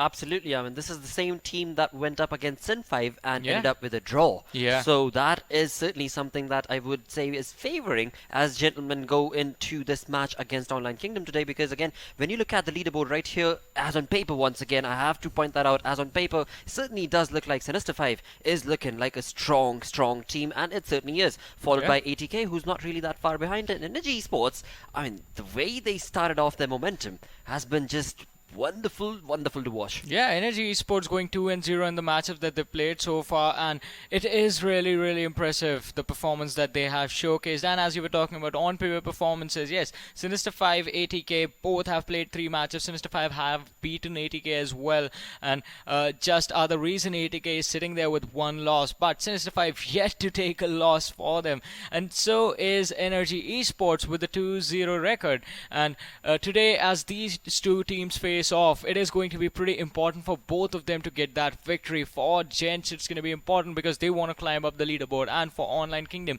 they just want to avoid staying at the bottom. They certainly do. Nobody wants to stay at the bottom. That is very true indeed. And today, as we were just talking about Gentlemen, I mean, Gentlemen, the way they have started this league has been, so to say, a roller coaster ride, Yeah. simply put. But as of now, the way they played their last game against Sun 5, they certainly do look like a dominating force that Yeah. nobody wants to compete against. But on the other side, Online Kingdom coming in with a completely different mindset, where they are here to prove their mettle, and they are going to have to showcase that dominance. So again, I mean, one team that has already been started to pick up that dominance, and another one that is wanting to showcase that. Which side is it going to go? Well, Yeah, map is going to decide that for us. yeah, we say only time will tell, but the time will tell, but the map is going to tell us as well. So Mirage being picked is going to be interesting, because the last time these two teams played it, both of them played it against Goliath, Djentlemen a while ago, and Online Kingdom quite recently in the Umzansi Esports League, and both of them taking a loss.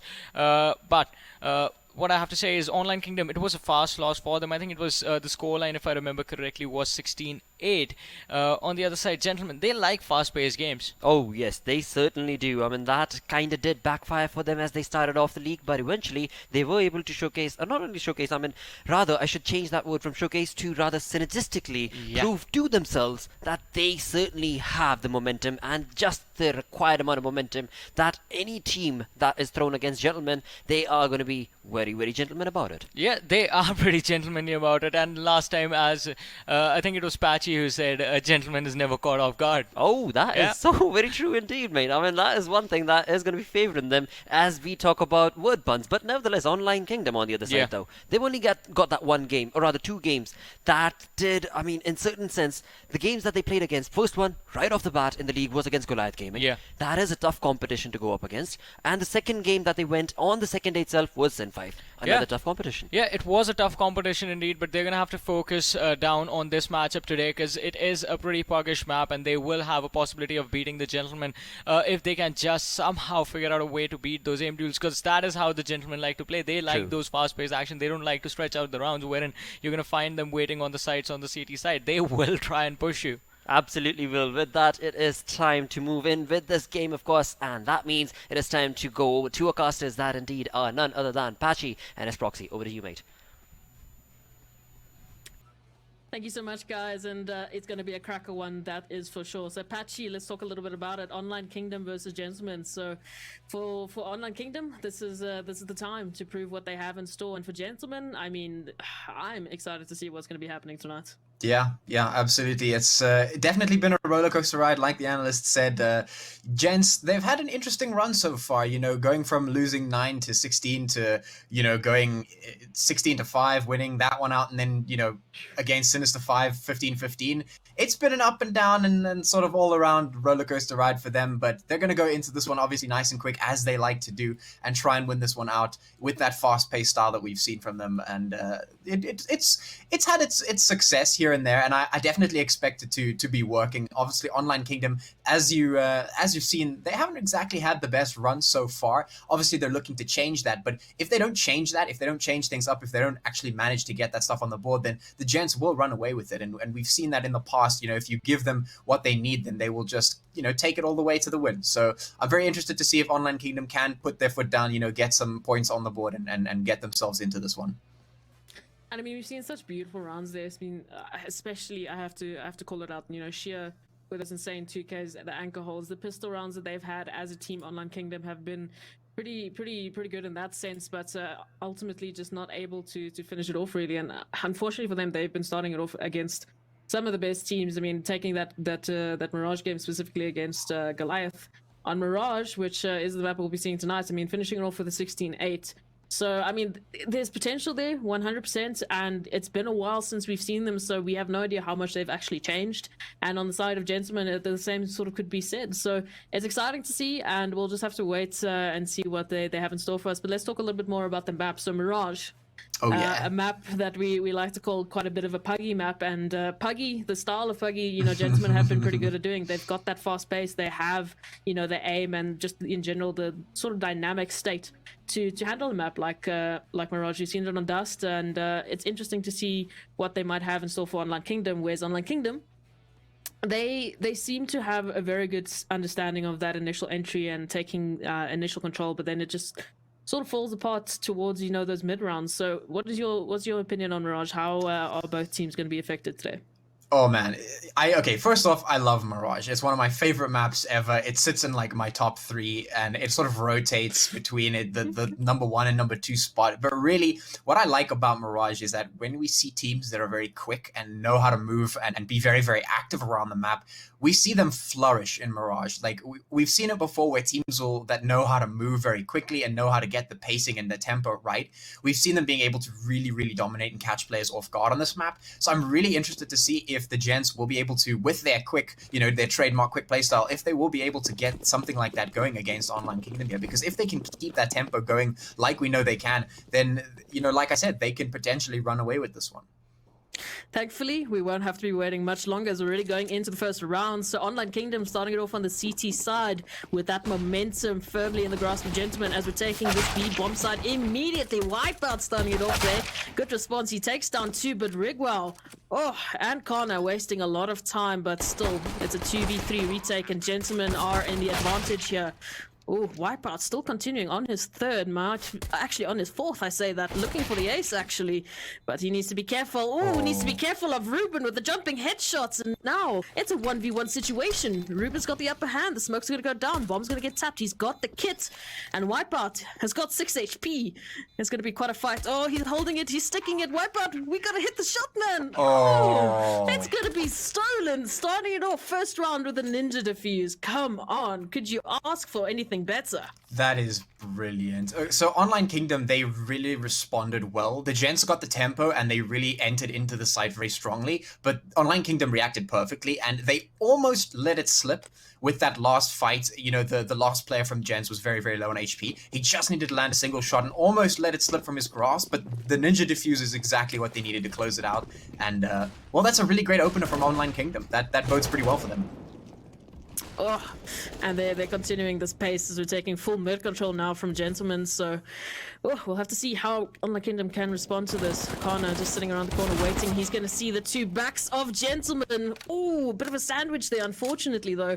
Online Kingdom not able to actually take down any kills there. Instead, Flexi's going to take the response. But Connor doing so much work, dropping the bomb, and he's got his teammate Sheer backing him up. Still bomb in hands of Online Kingdom now. So some good positioning here and a lot of time wasted. Down to a 2v2, and look at the HP of Djentlemen. 19 and 60 apiece for Crucial and Wipeout respectively. Oh, And it's going to be an Online Kingdom once again. My goodness, they seem to be so good at just taking these rounds away from Gentlemen. Ultimately, they get the advantage, but Online Kingdom are responding well. Yeah, the Gents had a really, really good plan in mind. They bought up despite the fact that they lost the first round, because of that T economy, they could definitely do that. So they picked up some guns and they decided to try and, just take down Online Kingdom before they could get the snowball of the economy going. But Online Kingdom, they won the trades that they needed to win, and ultimately taking a second round for themselves really, really bodes well for them, because now they're in a really strong position to keep this going. And we'll have to wait and see. Unfortunately, Gentlemen on the SMG bar here, so a little bit less firepower than they had previously, but they're still keeping up the pace, not holding back. And Falls is going to be the first man to try and deter them from taking this B bomb site. So many angles to check, so many players to deal with, and unfortunately he's going to go down. But Ruben and Connor already here wasted so much time, so did so well for his team, and now it's just falling apart for Gentlemen. Wipeout's still alive, but with only a Tech 9, he's going to fall down. Yeah, a nice and clean round there from Online Kingdom. I expected them to win this one. Obviously, picking up those the guns, the util that they had, it was enough. They should have won that one, and they did. So they closed that one out as they should have. And now that they've put the first 3 rounds on the board, we will probably get to see whether the Gentlemen can respond to this one or not, because they're either saving this one or buying this one. I think that it looks like they're going to be saving this one and buying the next one. So this round here is most likely going to go the way of Online Kingdom. It needs to go the way of Online Kingdom, because if the Gentlemen win this one, it's going to be a little bit of a damager to Online Kingdom. Yeah, it's going to be a big damage to the economy, especially, Gentlemen on the full loss bonus now, so regardless, next round, they're going to be able to buy up fully, but if they can get a couple extra kills with these pistols, that's just going to do all the damage to Online Kingdom. We'll have to wait and see. So far, no real contention, a little bit of nade damage onto Wipeout there, but no real kills dropped on either side, so still looking pretty clean. You do see that they're just edging towards this A site. Might be able to actually take a bit of a mid, sort of an A split onto this A site, but still just wasting a little bit of time here, just trying to find a free kill, and Takbok will do just that. So good with the Tech 9, takes down Khan, and that's a gun dropped. That's a lot of money wasted for Online Kingdom. Hopefully they can still recover that. I say that. And Crucial and Phoenix down to a 2v5. Something is happening in the Online Kingdom camp, and it's not good. Down to a 2v5 in a pistol round. Ruben is on the flank here, so should be able to get the bomb. But has to be so careful because he has no idea where Gentlemen are lurking, where they are sitting. Oh, some bit of utility here. Flexi already looking and hunting, keeping this bomb in play. There we go. Response good from Takbok and falls down to a 1v4. Oh, how has it fallen apart? Yeah, this is actually what I was suspecting would happen in the back of my mind, because I don't know what it is about the ZACS scene, but when it all comes down to those pistol rounds, suddenly you'll see that team just rise up and do something nuts and just win the round suddenly. So this is going to damage the Online Kingdom economy quite a bit. It's going to put the Gentlemen in a very good spot because they get quite a bit of bonus plus the win. They're going to be able to buy up here, and now Online Kingdom, they need to find their footing again, because that was a little bit of a stumble that shouldn't have happened, all things considered. I feel like I honestly just blinked and it was over. Gentlemen just finding those frags, finding those openings, and now they've capitalized off of this. Online Kingdom forced in this situation, so they're going to be going up against a full buy on the side of Gentlemen with a couple of rifles, pharmacists and galils, and not as much utility as I'm sure they would want. So it's looking a little bit of a pressure situation here for Online Kingdom, and now Gentlemen might actually have an opportunity and a gap to get some momentum, get some rounds back, but we'll see if they can actually take it this round. So a bit of good control right now. You've got 4 players towards A, you've got a bit of focus there in the middle in the form of Takbok, but so far this is where it's going to be happening. The A bomb site is about to get under so much pressure, and Sheer is going to be the first one to go down. Now Ruben Kana, the first left to respond immediately, as Rigro and Fall still need to rotate around. Oh, that's going to be a tough one for Online Kingdom if they do choose to take it. Need to be careful now, because there are angles that need to be checked, and there are players on the flank, specifically in the form of Takbok for Texan down. And Wipeout is doing so much work himself. My goodness, takes down 2 and falls again. Left in a 1v4 situation, and this time it's not going to go the same. He's going to get hunted down. And my goodness. Yeah, the Gentlemen taking it back nice and strong, and that's usually what you see, the first 3 rounds going the way of the first team to win it out. So that clutch in the beginning of that first round going to help Online Kingdom out with those first 3 rounds, but now the Gentlemen, they're taking control, they're reining the rounds back in, and, well, they're looking to equalize this one and maybe start to take the lead in shutting down Online Kingdom's snowball here. Obviously, it's Online Kingdom sitting on the pistols now, which means that Gents have a really easy field day for this one. Yeah, and on the side of Online Kingdom, they're going to be under a lot of pressure to actually just get a couple of kills here, get some extra money in the bank, because either way, the economy not looking great, and a couple extra kills with those pistols will go a long way, especially if a rifle can get recovered. But waiting to see if Online Kingdom can in fact pull that off. Wipeout is not going to make it easy for them as he takes down Shea immediately, and there is a bit of an opening into the A-bomb side once again. Khan is still on site though, but he's going to get caught out here by Flexi, and Wipeout just swinging around, taking kills left, right and center. So I mean, this pistol round isn't looking good for Online Kingdom. Falls once again left alone on ramp this time, so might actually catch Takbok specifically out of guard here if the timing is right, but he needs to check a lot of angles, and oh, it's such a difficult situation there with the USP.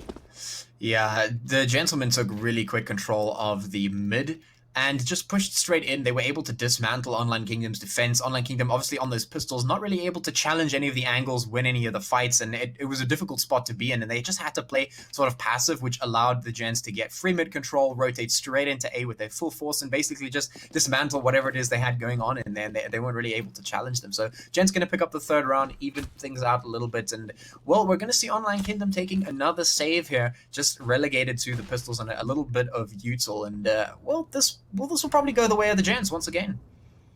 I mean, we've got Deagles, and I always hope for a bit of an eco upset, because my goodness gracious, it's lovely to see.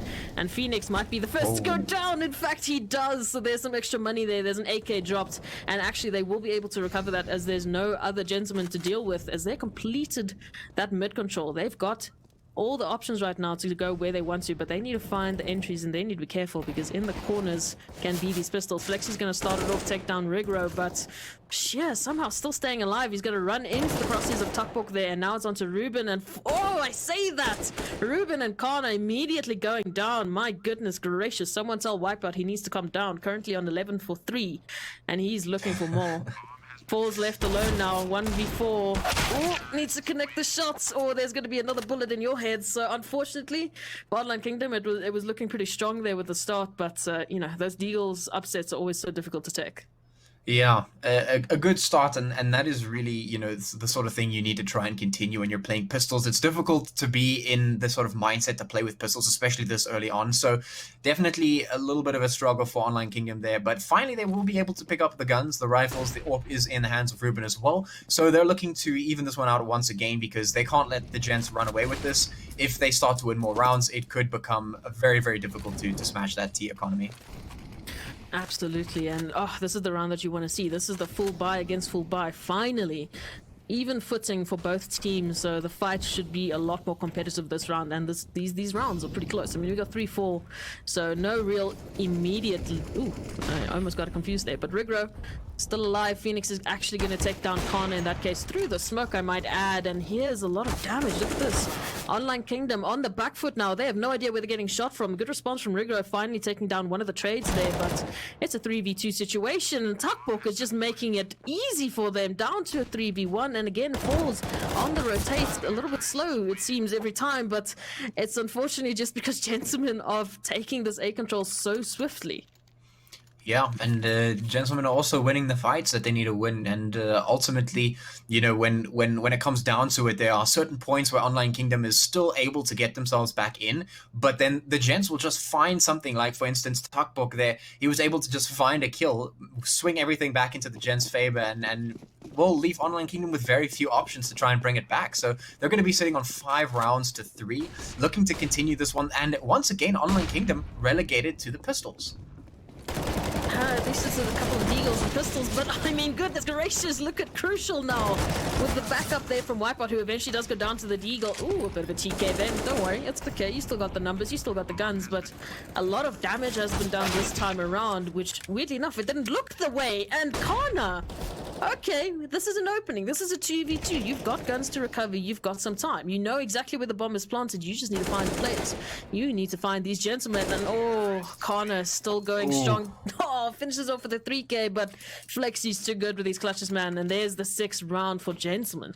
Yeah, Online Kingdom almost had that one. They almost had it in their grasp. They actually played that one so well. The gents came in so confident with their weapons. They were like, yeah, we can take this easy, no problem. And that overconfidence almost cost them that round because they went in there, the smokes came down, and Online Kingdom were able to play very well around it, utilize those pistols to get some kills, and they almost had that one. But ultimately, once again, gents just winning that final critical fight. And it seems to be the theme of this game so far, but we'll see if that can change it around, if Online Kingdom can just switch it up as to what they need to. But Wipeout, once again, in the first couple of seconds of the round, we have one of the Online Kingdom players dropped and waiting for the next round, and that was in fact their AWPer. So now that range control is taken out. Ooh, another TK! Oh, gentlemen, it's okay. We know you want kills, but just hold the trigger a little bit there. Nonetheless, it is a 3v4, and look at this HP now. So this is doable for Online Kingdom. This is a round they can actually take if they hold these angles. Fall's doing good, making it an even Steven sort of situation now with a 3v3, and she might actually find the back of Flexi here. Oh, somehow Flexi lives to fight another day, on to 20 HP. Pretty much every single player on Gentlemen right now below that 40 HP mark, so this is definitely doable. Kana gonna start it off strong. She needs to be careful because around the corner is Flexi hunting, trying to make this a winnable round for Gentlemen. Whoa, Kana! There we go, another round, and he is just absolutely going ham right now. Good no scope, and they just have to deal with Crucial. Oh, and finally, Online Kingdom have found their 4th round. Yes, finally Online Kingdom win the ending fight that they need to win. So often the Online Kingdom and the gents are pretty much even, you know, going at it trade for trade, blow for blow, and then they finally get to the end and it's the gents who come out on top. But this time the trade is their Online Kingdom. They play it as they need to. They sacrifice 1 for 1, which is perfect in that situation because then they get the defuse in, and that's exactly what they did, and they managed to close it out, get that 4th round. But there's still quite a ways to go if they want to be able to even things out, and we'll break that economy from the T side and head in towards that second half. So I mean, not, you know, a set of full armor on the side of Online Kingdom, which is fine when you're going against AKs. It doesn't really matter if you've got head armor, but it's okay. We've got a couple of pistols. Oh, sorry, we've got a couple of rifles there, but a couple of pharmacists as well. But Kana doing well again. He's starting to be the big impact player here for Online Kingdom, getting those frags round after round and making an opening for Online Kingdom. But we'll have to see if Gentlemen can turn this around, or if Online Kingdom will once again steal the round. And oh, into the back of Phoenix goes Rigwell and takes a kill. So now it's actually looking really good for Online Kingdom. They just need to be careful of these shots from Crucial. These one-taps specifically. Takes down Ruben and he's hunting for more. On for the 2nd. He's good. He's looking and waiting for the 3rd, but we'll see. Online Kingdom have to rotate around. They've got the information. They're hearing that utility. But Gentlemen hoping to plant the bomb now and get into some good post plants here. It's a 3v3 retake. Connor extremely low there with the 6 HP, and they're all going to be coming from CT here, so Wipeout's going to be under the pressure. He's going to swing, he's going to see 3 CTs, he's going to take down the first, and needs to be careful because there's 2 more following, and it's just dropping and dropping. Online Kingdom, unfortunately, not taking this round away. Yeah, once again, the gents just managing to get in there and win those fights, managing to just get themselves in towards that A site and win everything out. And once again, Online Kingdom, they're looking to be in a shaky spot, should I say. And, well, once again, they're going to have to pick up the pistols. We saw the gents utilize the pistols and win them out, and that's what Online Kingdom is hoping for here in this round, trying to make it work once again. They did pretty well in a previous round recently, but they need to replicate that success, and they need to get themselves over that finish line. My goodness gracious, we'll see what these deagles can do, and these pistols so far are doing well. They've taken down 2, but they need to be careful because it's still a 3-on-3, and Tapok is just swinging away. My goodness gracious, how many 180s do you need this round? And I mean, just to point it out, you know, Connor right now is sitting on 14 for 10. The only, you know, teammate really that has just been absolutely going crazy every single round, but they're not getting the rounds as a result. So what do you think is happening now in the Online Kingdom camp?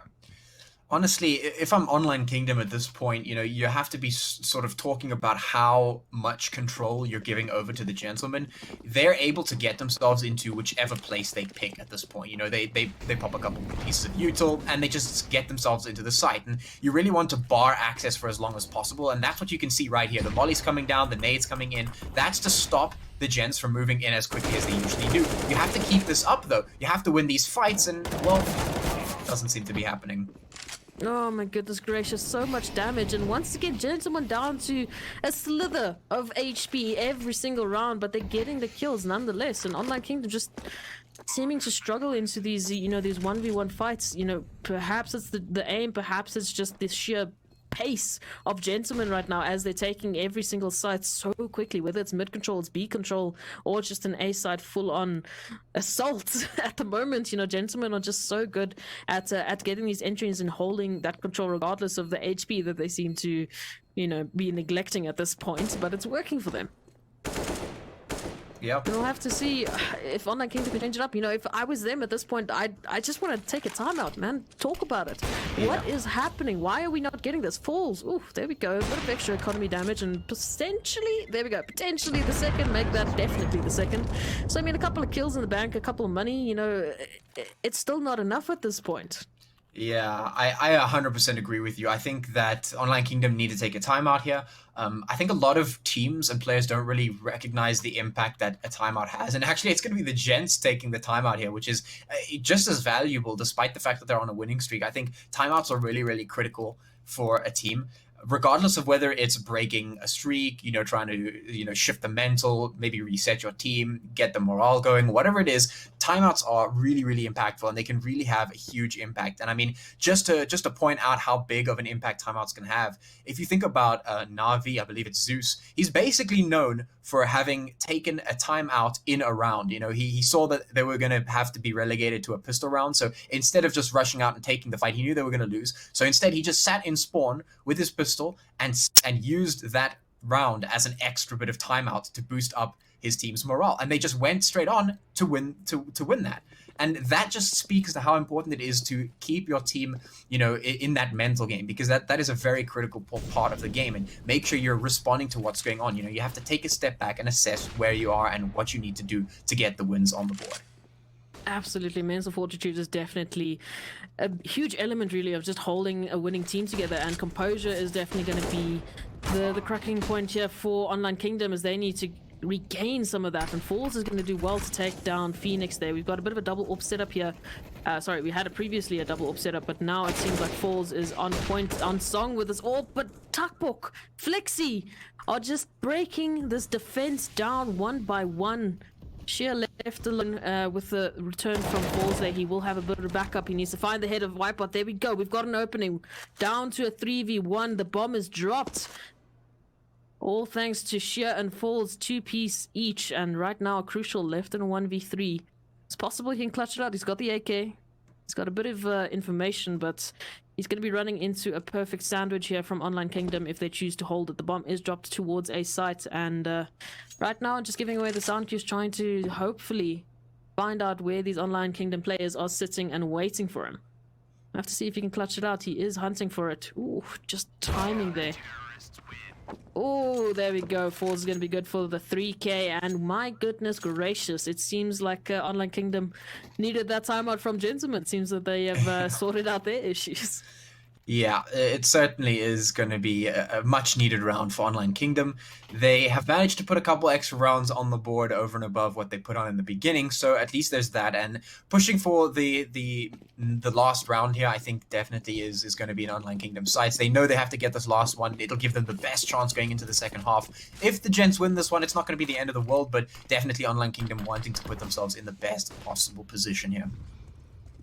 And we'll wait and see how this half is actually going to finish out. So it could be a potential 9-6, or it could be a 10-5 half, depending on how we take it. But Wipeout has definitely been such a crucial entry for Gentlemen. Every single round, within the first couple of seconds, there is a kill dropped in the Online Kingdom camp. And so far, Online Kingdom seem to have sort of figured that out. Look at the setup here from them. But Flexi, Flexi's going to be the impact man this time around.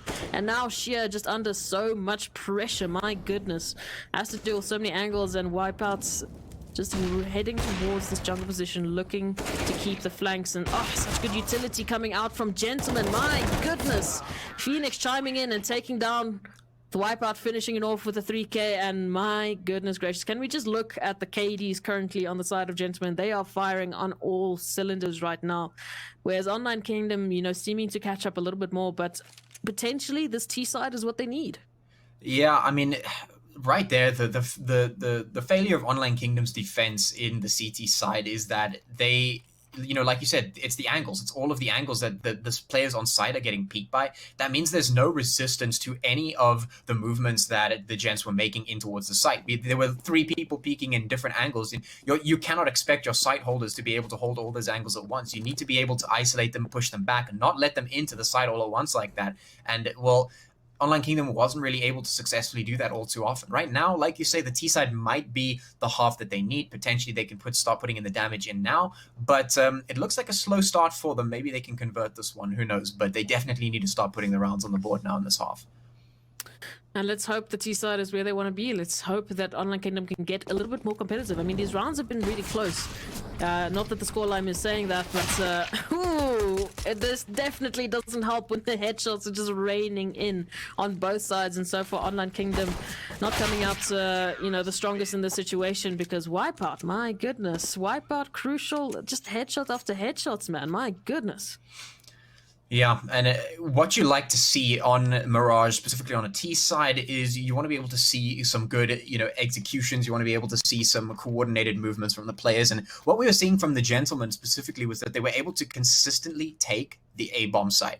Time and time again, they were able to get their players through mid. They were able to push through the main entrance towards the A-bomb side, and they were able to consistently do that and win the fights every time. They didn't meet any resistance, and by the time they were on site, it was already too late. And Online Kingdom needs to, you know, be able to replicate that if they want the rounds. Otherwise, this is just going to go the way of the Gents.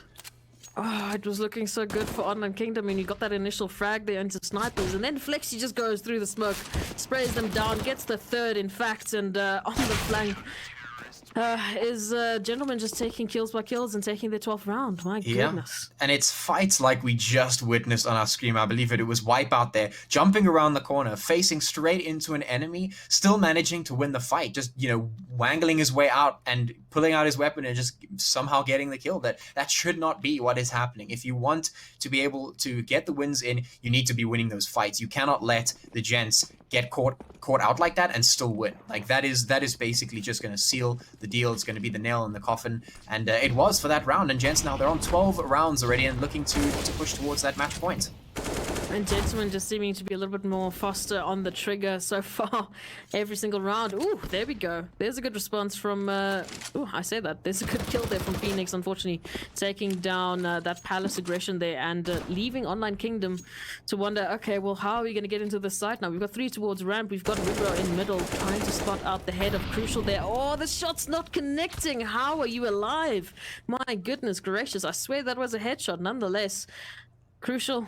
You need to run around. You've got some HP to deal with, but Djentlemen still have the numbers advantage so far. 5 on 4, and they have all the control right now. Online Kingdom not able currently to just find a foot into this A-bomb site, and hopefully this will be the trigger. The utility is out, and the kills are there. The entries are so good from Sheer right now, and they just need to get the bomb down. 3 on 4.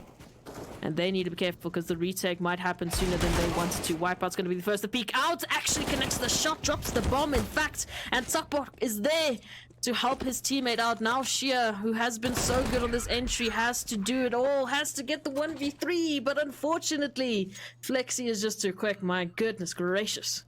And right there, what we see coming out from the Gents is the fact that they have presence on the map. The Online Kingdom didn't get anything for free. They had to fight for their place on the map. They had to fight for control, and they had to fight to get into the A-bomb site. And that's the difference right now between you know, these halves here, because the Gents, they have such presence on the map. They're making sure that they're making sure that Online Kingdom doesn't get anything for free, and that is what Online Kingdom were lacking when they were on the CT side. As lacking that control, it's taking a little bit of that aggressive play into what is mid right now, and what is mid is a couple of deagles taking the head of Crucial. So there's an opening, but the flashes are good. And Phoenix is even better, is good for that kill onto Rigro, so that's that bit of aggression onto the A-bomb site. And now Online Kingdom needing to fall back.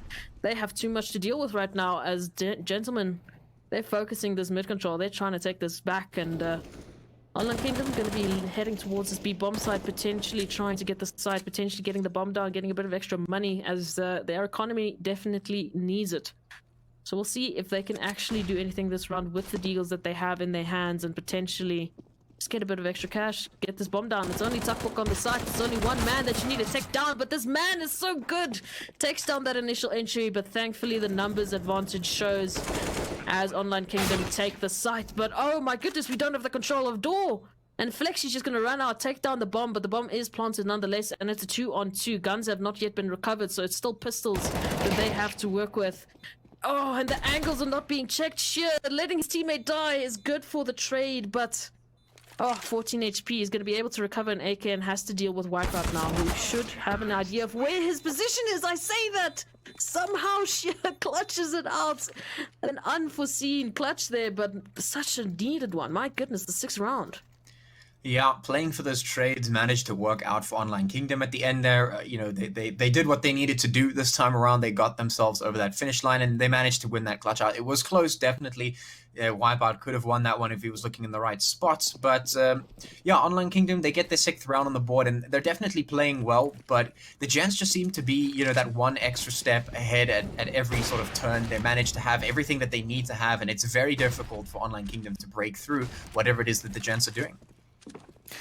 And I mean, thankfully now for Online Kingdom, because of that that insane round, they have a bit of a gap here. They have an opportunity to get back a couple of these rounds. Ooh, unfortunately not hitting that shot there, but it's fine. You still got 5 kills. Ooh, you still got 5 AKs. Make that 4 AKs, because Tuckbook so good with the deagles here. And Djentlemen, you need to be careful, because you've got AKs looking for your position, and she is going to start it off taking down Flexi, but these pistols are doing so much damage.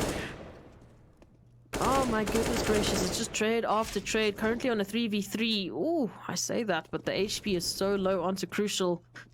And only with pistol, Sheer is doing so good on for the 3k. And Crucial, what are we doing? I don't know how this is happening, but somehow we're down to 1v1. Sheer's gonna have to ace clutch it out, and he's gonna do it once again. 2nd round in a row with a clutch. My goodness, one-man army there. But how is it that they took so much damage from those pistols? Again, the Gents just pulling out the pistols and managing to make it do so much work there. The Gents just really, really capable, regardless of what it is in their hands. And missing some of those shots, you know, is going to really cost them in the long run there, because Online Kingdom, they need every round they can get. It's good for them that they clutch this one. They put themselves with 7 rounds on the board, but this is now the chance that they have, like you said, to get stuff going for themselves. Now the Gents are relegated to the pistols, they need to shut them down. And we'll see if they can do just that. They've got the round, but these pistols once again are doing a lot of damage. Rigro is good, but has to unfortunately go down as these pistols are just doing so much work. My goodness gracious, they need to be careful. In the corner is Phoenix and Tuckbook taking kills left, right, and center. And once again, Online Kingdom seeming to drop these guns when they shouldn't be, really. But Djentlemen are just so good with the aim. We can see the HP is just dropping left, right, and center. Sheer down to 11 in a 2v2 situation. Bomb has still not yet been planted because they still need to get sights, and they need to be careful from a running Phoenix here with the AK. He's looking for the kills. He's looking and hunting. He needs to be careful because around the corner is Ruben with the headshot. So now Online Kingdom starting to just crawl back and starting to take it back by force. I mean, Sheer is low, 11 HP, 1 body shot will do it, but it's trying to find that shot, it's trying to connect it. That's going to be the difficult situation here. Oh, just etching around the corner. He's looking for it, he's hunting for it. I mean, there's nothing really that Djentlemen are losing from this round. This is an eco. This is a couple of pistols that they have to worry about, and Online Kingdom are going to take it, but again, they've lost a lot of guns. Yeah. And, well, that's going to keep the economy on that T side pretty honest right now. They're going to be having to spend once again to pick those weapons up, pick that util up. And the Gents have that crack now to get inside of this defense once again. They can pick up the AWPs, they can pick up the guns. They've got what they need. And this round right here is the one where Online Kingdom really, really need to win it. Like, this is it right here. If the Gents win this round, it's going to be so difficult for Online Kingdom to bring it back. And that economy is a big element of it because these pistols have been doing so much work. And now we've got a double AWP setup from Djentlemen with Phoenix showcasing exactly why. This is why they do it. This is why they have the double AWPs. My goodness, so good with these quick flicks. And already Djentlemen putting a lot of pressure onto Online Kingdom. They have mid control. They're trying to edge towards what seems to be this A bomb site. We've got the corners. We've got connector. Just around the corner is Falls. Ooh, the flash is good. But the smokes are covering off the entry points here. Falls is good for a kill there through the smoke. But it's still down to a 4v4 and they don't yet have control. They don't yet have any sort of sighting. And Flexi hunting on to catch here is good for one. Has to be careful because Online Kingdom are looking to trade it out. Is going to manage to escape and keep that numbers advantage. And now Djentlemen just trying to play it out bit by bit. Flexi again takes down Kana there and doing a lot of work into this mid side control. Look at this. Wipeout completely in T-spawn. He's wrapped the whole way around them. So they have all the information now. Phoenix is going to be peeking out here, trying to get a bit of information there onto the mid side. But because of that, he's going to be leaving A side completely open for Balls and Ruben here to take it. But like we said, on ramp is Wipeout. So even if they plant the bomb here, they're going to be sandwiched in between the two CTs here that are going to be coming from angles they're not expecting. Oh, look at this. Phoenix actually trying to take the gamble here, thinking that it's going to be a B. But now they have to rotate around, and look at this. So good with Wipeout. He's taking the time and he's giving his teammates all the information. So now Ruben has to deal with 3 players and his position is not advantageous. Advantageous, my goodness. English is difficult tonight. But that's okay. Ruben down to a 1v1. He has to just deal with Tuckball if he wants to take this 9th round for his team. Oh, and he's going to be good for it. The 3k, the 4k, I say that, but the 3k clutch. My goodness gracious. Yeah, I mean, the advantage definitely going to be taken there. Online Kingdom will be taking the 9th round on their scoreline, and that's pretty good. Like I said, that was a very critical round for them to win, because now they can continue to be, you know, assertive. They can continue to have what they needed to be able to get stuff done, and it's going to be the Gents who are relegated to the pistols once again. Now, we've seen the Gents win out with just pistols, so Online Kingdom still need to be careful. They are not out of the difficult road just yet. Definitely not going up against these AKs is going to be easy for Djentlemen, but we've seen what they've been able to do with these pistols. But oh, just a bit of damage there. It seems like Online Kingdom are finally holding on to their defaults this time. They're taking down the kills. They're expecting these angles here from Djentlemen. We'll see if they can convert this into an A-side take, which it seems like they want you to do. We've got 4 players taking this A. We've got Rigwell in middle doing a lot of work here, taking down the kills, actually taking down 2. So there we go. We've got some good numbers now in the Online Kingdom camp. We've got the 5v2. Wipeout actually a bit of a cheeky play here into Sandwich. Is unfortunately not going to be able to take down the kill here. Now leaving Tuckbok in a 1v5. Has a bit of information that Rigwell is around the corner, but I mean, at this point, you need to be careful because there's so many angles to deal with and there's so many players that are possibly going to be hunting for you.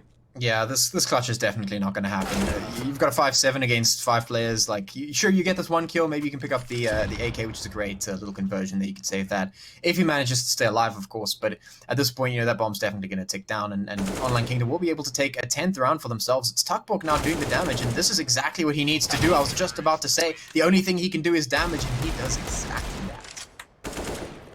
Oh my goodness gracious! Every time Online Kingdom seems to, you know, actually take a win, they're dropping 3 or 4 players. So it's extremely close when they take these rounds, when they take these wins. And whereas the side of Djentlemen, you know, if they win, they win in a very convincing fashion. So the economy, I mean, it's still so difficult for a CT side economy. You know, nonetheless, you're always going to be at a disadvantage when you're trying to buy up. And now Online Kingdom. And this is going to be a pivotal round for them, because if they lose that, that's the reset, and that's potentially the 14th, maybe even the 15th round for Djentlemen. Yeah. Yeah, definitely done a really good job of being able to convert the rounds that they need at the moment. So Online Kingdom giving themselves a really, really good chance at being able to get back into this, but they still need to continue to cross over that finish line. And we'll see if they can do just that. Again, edging towards this A side. They've had a lot of success on this A bomb site, but ooh, look at this from Djentlemen, the setup here. They've got 3 players towards A, not really anyone within snipers, as Crucial will be rotating around to CT immediately, and Tapuk and Phoenix are so good. They're so up close and personal right now that they're not giving any sort of entry path for Online Kingdom. They're not even able to get out of ramp at this point because Phoenix is here. Kana's good for the trade, but Crucial is even better as he takes him down and puts Ruben down to 10 HP. Is Wipeout looking for the kill, hunting for the kill, finishing it off in style. My goodness gracious, just that little one tap there. I mean, it's not an AK one tap, but I mean, it's pretty satisfying.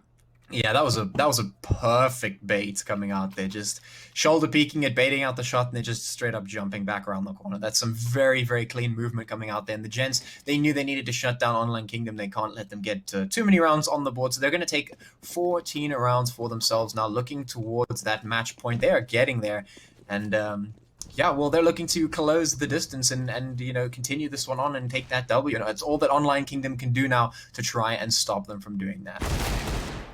Oh, with only 2 AKs to deal with, but these Deagles are doing the work. Falls, good shot there onto Phoenix, and that's that aggression shut down from Djentlemen. They've once, time and time again, just been taking this map control away from Online Kingdom, so now we're starting to see them take it back a little bit there.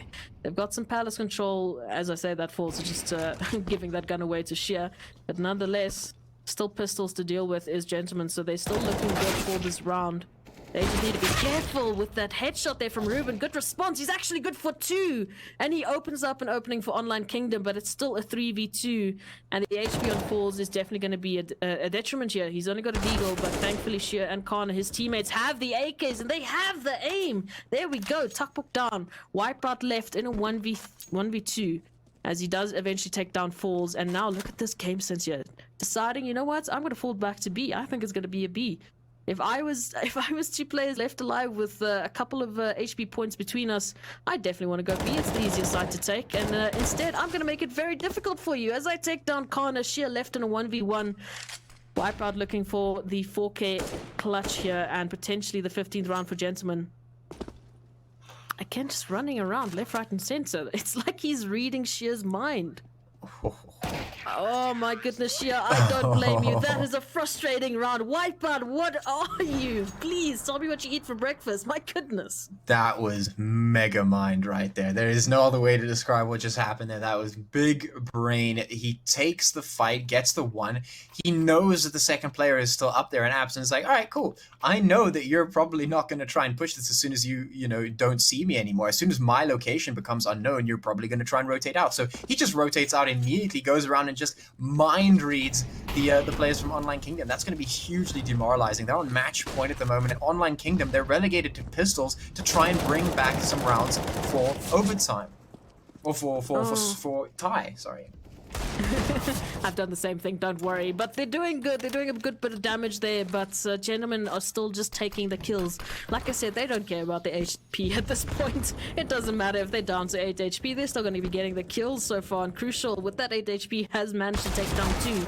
So that is just a testament to how much this aim is just running around and running the miles that they need it for Gentlemen right now. And Falls in a 1v4, I mean, you've got the farmers, you've got a kill to your name. Oh, make that a second kill. It's Crucial finally goes down. But, this is a difficult one. The utility is all used, I say that, is actually still in the hands of Djentlemen. They've got a bit to use, but at this point, it's just going to come down to these 1v1 duels. It's Falls that has to clutch it out, and he's going to be starting it off a bit stronger now. Takes down Tokbok, left in a 1v2, but 6 HP. Oh, goodness gracious. And right behind him is actually Wipeout. I'm not sure how they haven't seen each other just yet. But he's just around the corner. He's hiding and waiting for this aggression from Djentlemen, as he knows they're hunting for the kills. They want to take it. But they're just going to be playing it out. They're just going to be playing with his mind right now. And, I mean, the angles are just in favor of Djentlemen. Oh, down to 3 HP. He has to be so careful. Wherever he looks, there's a gentleman waiting to take him down. And there we go, 16-10. Gentlemen take the win. My goodness gracious, what happened there? Break it down for me. What was wrong for Online Kingdom? I mean, right there, like the gentlemen, they didn't get the start that they wanted. Online Kingdom really did a good job of being able to convert that initial clutch into 3 rounds, which is sort of what we see a lot of the time. You get the first round, you can usually get 2 follow-up rounds after that. It's pretty standard. But then after that, Online Kingdom, they started to falter. The Gents were able to really get the tempo on them. They weren't able to put the presence on the map to stop the Gents. Gents got into the sites, pretty much got a whole bunch of free rounds. Now we switch over to the second half. Online Kingdom looking so much better, but because of those free rounds that they gave away in the first half, they weren't able to just close the rest of the distance that they needed to. Online Kingdom, they just got mind read in those last couple of rounds, and we saw some crazy stuff coming out from the Gents, and ultimately, well, that resulted in that win, and the Gentlemen take that one. But a very good showing from both of the teams. Absolutely, and Gentlemen showing us what they have in store. But Online Kingdom, the potential is there. They just need to work on a couple of things, and I think they can definitely be a very competitive team. But let's hear a little bit more from our analysts. Thank you so very much, Costers. Incredible game coming in, actually. I mean, right off the bat, it certainly did seem like this team called Online Kingdom is probably going to be dominating, is probably going to be able to leave a mark in this game today.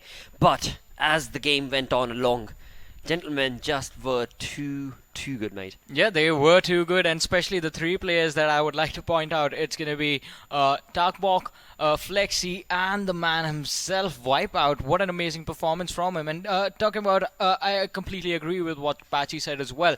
It was the pressure that the Gentlemen built up on Online Kingdom in the very first half, switching with the 10-5 scoreline. And on the CT side, they were already quite far ahead and just had to win a few more rounds to close out the game, which they actually did win a few rounds earlier on, and then the comeback from the Online Kingdom started. But by then it was already too late, and even in the rounds that Online Kingdom were winning, the Gentlemen would constantly be getting the pick-offs and just dishing out the constant economical damage on the squad. That's why after just one loss, they were at a state wherein they have to go for an eco round, and that just resulted in the 14-10 scoreline that we saw transitioning into the final moments of the game. But in the first half, what was important and how the Gentlemen got the lead was that crucial mid-control every single time. You take that and both the sides are basically aggression opportunities on both the sides are basically open to the squad. Absolutely, and that is something that Gentlemen did bring in that synergistic play for, and of course they were able to every single time stop Online Kingdom in their tracks, every single time just blow it back. Whatever strategies coming in forward, would blow it back. And I mean, that is the Gentlemen play, and that is of course the game that they witnessed, or rather that they showcased us today. But with that, again, I mean, Online Kingdom, dude, what exactly do you think would be that one point that if Online Kingdom would to work on this thing, perhaps they might be able to switch things along? I mean, it has to be important. You lose mid-control into a different round. Could have dedicated one player towards the short side or from connector, just helping the out the player in the sniper's nest. That would have been sort of something that would have held Online Kingdom out. But this one, we know you can't match the pace of Gentlemen and ATK. They both like to play those fast-paced actions, and especially in a map like this, be it Mirage or Dust 2, those maps that are sort of played a lot in the Pugs and our Puggy styles maps.